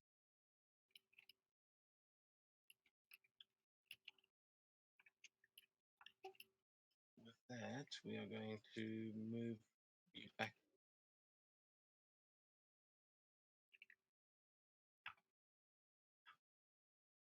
As we sort of wrap up for tonight, okay, just my boundary is really freaking out. But I'm trying to move you back to the main map, as you said you're going to try and make camp at the bridge, right? Just that area, if everyone's good with that. Yep, happy with that. We can have a short rest and cook up salmon we got. Okay, yeah, I mean that. If that's what you guys want to do, you can go ahead and do that. Take a short rest, and I think as you guys are doing that, that's where we'll finish tonight's session, and then next week we can pick things up again. But what are you guys doing as you set up camp? And I mean, Gorm, you've got all the camp equipment. If it's for an hour, I'm going to set it all up. No, you could just get just a fire going, and that should be good. I can. The feast we ate last night is enough to keep us until tonight. Yeah, but just a snack. I have salmon here, so why not? Yeah, I'll cook the salmon. Yeah, so Senya would be sort of humming and sort of just tapping on her drum with as we set up the camp. Well, after we've set up the camp, so Song of Rest for everybody if we're doing the head dice thing. But yeah, she's I think she's interestingly not her usual. She gets manic when the adrenaline wears off after combat, but this time she's a little bit more withdrawn and thoughtful. But she is still sort of, yeah, just doing her usual humming and chanting. Sometimes it might be annoying. She's always either humming or chanting or mumbling verses to herself. But today is a little bit more subdued, is the word I'm looking for. But yeah, if you're, are we rolling sort of hit dice? Anybody who's rolling hit dice, you can add a 1d6 to that for your short rest. Unfortunately, I just need my resources back.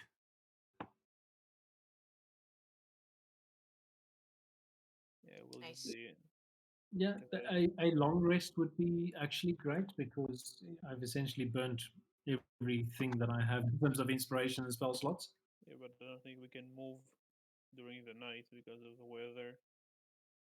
I don't think I need even a short rest. I'm doing pretty good. I will take what I can get. As long as we don't go and play with the bear before we've had a long rest, that's all. Dude, I could fight a bear. Mm-hmm. Bear fight, bear hands, bear naked. Oh yeah. Oh, Okay, we'll watch from a safe distance, and afterwards, do we think he made it into Valhalla or not? To be fair, Now we know why Gorman hasn't been invited with Oldfield to go hunt bear first. that one time, man. Next time, take me with you. Very good. Fuck, I Because- entirely forgot I had Giant's Might. Sorry. Could have gone big. I could have. I forgot about it. I'll use, I guess, one of the fish to make like snacks with my chef feet. Yeah, we could just have it with bread. You brought bread. We have rations. They come with bread. Yeah, bread counts. This is what happens when your father's the trader. You get used to getting the nice rations. What, do we not have bread? A normal ration would does be not about- come with bread. Also, for rations, that would be about the fanciest ration. I think. Yeah. Like, It's Bread like is you- so- rations are really like that's. Well, I suppose no. Like salted meat and like biltong kind of Yeah, thing. it comes with jerky, dried fruit, hardtack, and nuts. Not sure what Bread is some of the hardtack is. easiest things you can fucking make. Like, that would be bread. Yeah, but Come on. ration is good because it can last you for a long time. And Yeah, bread I mean- can't last you for a long time. Unless it's dwarf bread. Yeah, Devin, can we have dwarf bread, which we can also use as a weapon? Oh, Have you read- hardtack is bread. I mean, who knows? When the baker rolls badly, then yeah, you buy weapons at the bakery. But there are also magical kinds of bread that can be really good. But Yeah, yeah, English bread. the point of rations is that they're non-perishables. So there's, yeah, I mean, as a common ingredient, bread would definitely be easy to get in most towns. Okay. I thought hardtack is actually like sort of severely strong liquor. What would you have liquor with in your rations?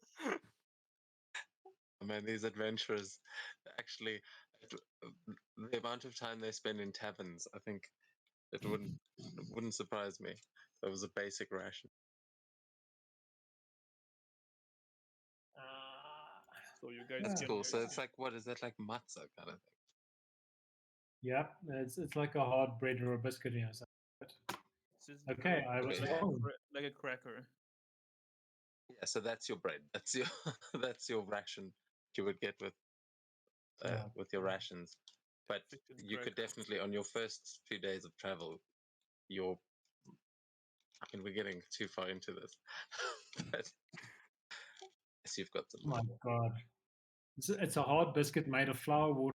It lasts indefinitely if kept dry. The oldest piece. So here's the thing: the oldest piece of hardtack in existence is in a museum in Florida and was baked in 1851. Amazing. Fucking That when your when your bread lasts so long, it ends up in a museum. I don't know. That's only the elves are around to remember who baked it. And like that is what you don't know. Elves are actually made of hardtack. Oh my god. the original elf was just. Oh no! You see, I'm tempted not to go and make this. This sounds so disgusting that I am sure we have to try it. I'm not sure Well, it will you can- taste bad, but I am sure it will have a very high calorie amount. We used to make bread at Scouts. Just like we'd make this sort of. I can't even remember. It was like the most basic, just like flour and water, and then we'd cook it on stones in the fire, and you'd eat it off a stick, but it was it was good. A stick? That sounds delicious. Yeah, I remember that. Stick bread. Exactly. basically- Yeah, we made that. I don't think it was. It was probably ours was always burnt on the outside, so maybe you were better at making it. No, no. It was either you burnt the bread or someone put a porous rock into the fire that exploded halfway through. That they thought, oh, this is nice and flat. It'll work like a frying pan. And then you go, who put that in the fire? Yeah. Good time. Actually, I think that's part of the definition of it, isn't it? Is it has to be burnt on the outside and the bit that's right next to the stick still. That's the correct outcome. That's how you know it's cooked. Yeah. When your That looks teeth really breaks, good. it's good. That's like a. that looks like I could actually go for some of that right now. Yeah, it's What we made was, I think, attempting that. That was the idea. you just never you quite put it came like out on it's not a pan, it's like a round like a half a circle, like piece of metal. You just cook it on, like it's heating up. I don't know how to explain it. Oh, that makes sense. It's probably the same thing, just you put it in a pan, not not on a stick. I It mean, makes an actual pancake shape. Like an like upside down pan, technically. Oh yeah, okay. It's probably exactly the same thing. I feel like that's like one of the easiest things to make in the world. Make the short rest, so I'm gonna spend that hour there short resting out hunting.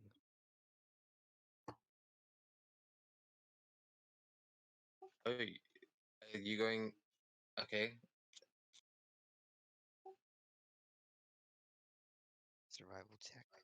Yeah. What is your? Are you the hunter? I thought it was. Well, no, but Navigator. I need to do something. I mean, in the meantime, then we could all just join. Yeah. I mean, you're camping right there by the river. You know that there's fish in that river. You know that there's deer in the woods that you've hunted around there before. Plenty of stuff to hunt. So you absolutely can. You can actually have a look then before we just where we'll end it is if you look in the rollable tables, you can go to gathering tables and then go to hunt game. And this one, I'll say because you're right next to the river, you can say forest. But usually now in winter, you'll be running on tundra. Yeah, I can only see the warm-up roleplay questions. I don't see. Yeah, that's the only one I see too. Yeah. Oh no! Okay, damn it! I spent so much time making these that week. But I do have I have the file open. I can find it real quick because I'm looking at the cooking thing. Hey, listen, I put each and every one of these entries into those tables one by one. There's better work because you can roll it. Yeah. Can you see it? Yeah, I'm not seeing any of the tables either. It might just be that they're not visible. We don't have access. It seems like you don't have permission, but I don't know why. I mean, could you just? Gathered, you said tundra. Would it just be a Forest. simple check? No, the role is to see which type of material you can get in the area, not if you got it or not. That's why I understand at least what he meant. Oh. Yeah. Have they shown up yet? No, it just clicked in my mind like what the world is actually for. Okay, well, I'll try and fix that. You basically roll a d100, so you can just roll a d100 and I'll just read it off the table.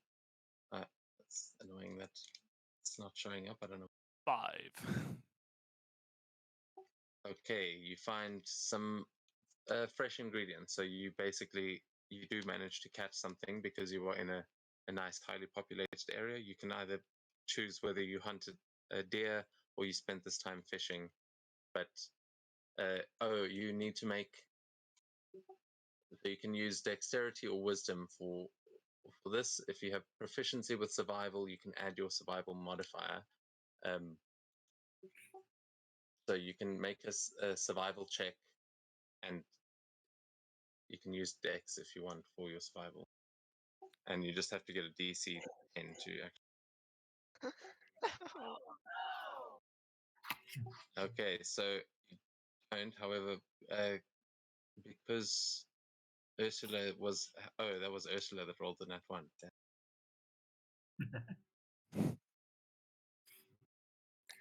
Yeah, so Ursula, you're not having so much luck with the whole hunting thing. However, Yormund with the 16, that was enough to find the ingredients, the one fresh ingredients. But if you want to roll, because I just saw that it was Ursula that rolled the D100. If you want to roll for your hunting as well, then you can. But Ursula, unfortunately, tried to catch a fish, but it got away. There we go. 84. All the way down the line. Oh, okay. 84. You find roll 1d4 as Ursula's busy doing some fishing. You actually go and hunt down a deer in the forest, and you find that was a d6. A D4. Oh, 4, please. fuck's sake. Okay, so you also find one fresh ingredient. It's a small deer, but you also find one hide, which you can just please mark that on your character sheet because I don't actually have a thing for hides here, but I think for crafting that can come in handy.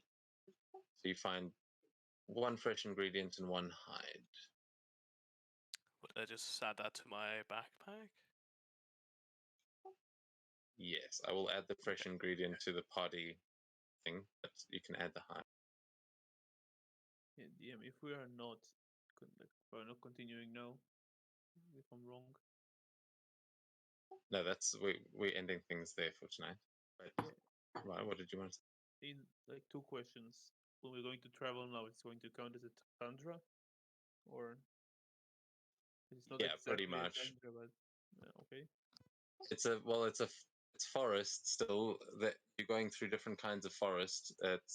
But because it is the middle of winter, for a lot of those things, we'll be rolling on tundra because, yeah, that reflects winter the best. Okay. Wasn't it supposed to craft with a branch? A You bow? actually- A I don't know, can staff? gather branches. Just weird. What do you mean? That's I what don't you know, use just to make I a don't know, I wooden just think like about it pole that way. arm, a bow, staves. You can make like buildings out of it. What do you? I don't know, somebody finds a piece of hide, they harvest some find material like minerals, and you just come back with a stick. Hey man, sometimes it's rough out there. That's generally not a good hunt. Like that's not in hunting though, is it? It's in gathering. Yeah. So that makes sense. Some maybe firewood. Bear in mind all the wood is wet. It's not like being out here in winter is difficult.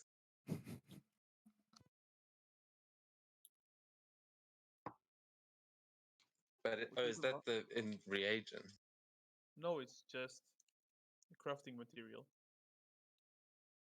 Yeah, well, what the fuck are you expecting if you out in like if you're looking around in the snows of Antarctica, you're not going to expect to find like anything good.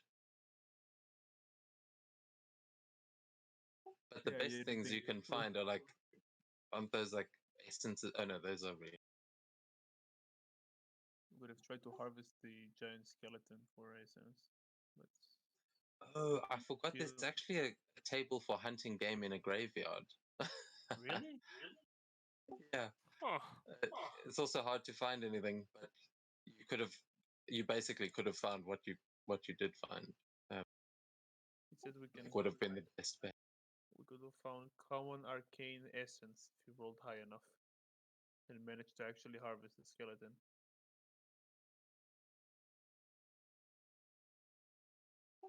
But yeah, what are you complaining about? That No. finding a I wasn't branch. sure. Where do you see that? Oh, no, it was. No, I'm saying because I just looked at the gather materials in a tundra, and it's like you can find wood scraps, firewood, It's in supplies, the uncommon forest. supplies. I steal ore or primal essences. Like, good. Oh, there we go. Very rare branch, wand of whittling. A wand to make more wands. Wand of whittling sounds like the worst wand you could get. Like, if you went to that dude in Harry Potter's shop, Ollivander's or whatever, and he was like, "Oh, you've got this special one that can carve other ones." You're like, oh, you know what? I don't want to be a wizard. Yeah, I'm gonna start a one shop. become his apprentice.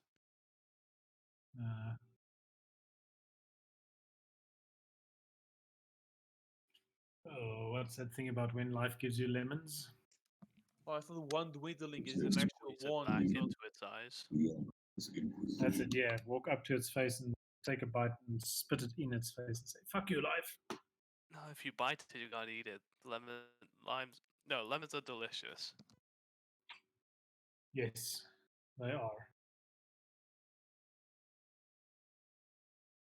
Okay, I need to go and do some sleeping stuff. So thank you. That was fantastic. It was great being out there and fighting things and almost dying. I don't know. Who died? No one. It's fine. Someone almost. Oh my! I cannot believe that thing only hit once. But anyway, yeah, for the game, well fought. That was CR7. That was like as tough as the troll. Oh. It's actually even better loot. Yeah, I'll let you guys know what you actually managed to harvest there when I can. Did anyone make it like a harvest check? Now I see the gathering tables. Svenja did. Oh, okay. Oh, can you see them now? Yeah. Okay. Oh, Cool. there we go. You Yeah. see all 3 folders. Yep. We're gonna head off now. So Hunt games, fetch Yeah. materials, and gather reagents. Perfect. Cool. I'll head off as well. Bye. Thank you, everyone. Thank you for Have the a game. fabulous week. Thanks, Dylan. Yeah, being Cool. Shit. Sorry, I don't know. My mic might be open, but I can't. Everything's frozen. Bye.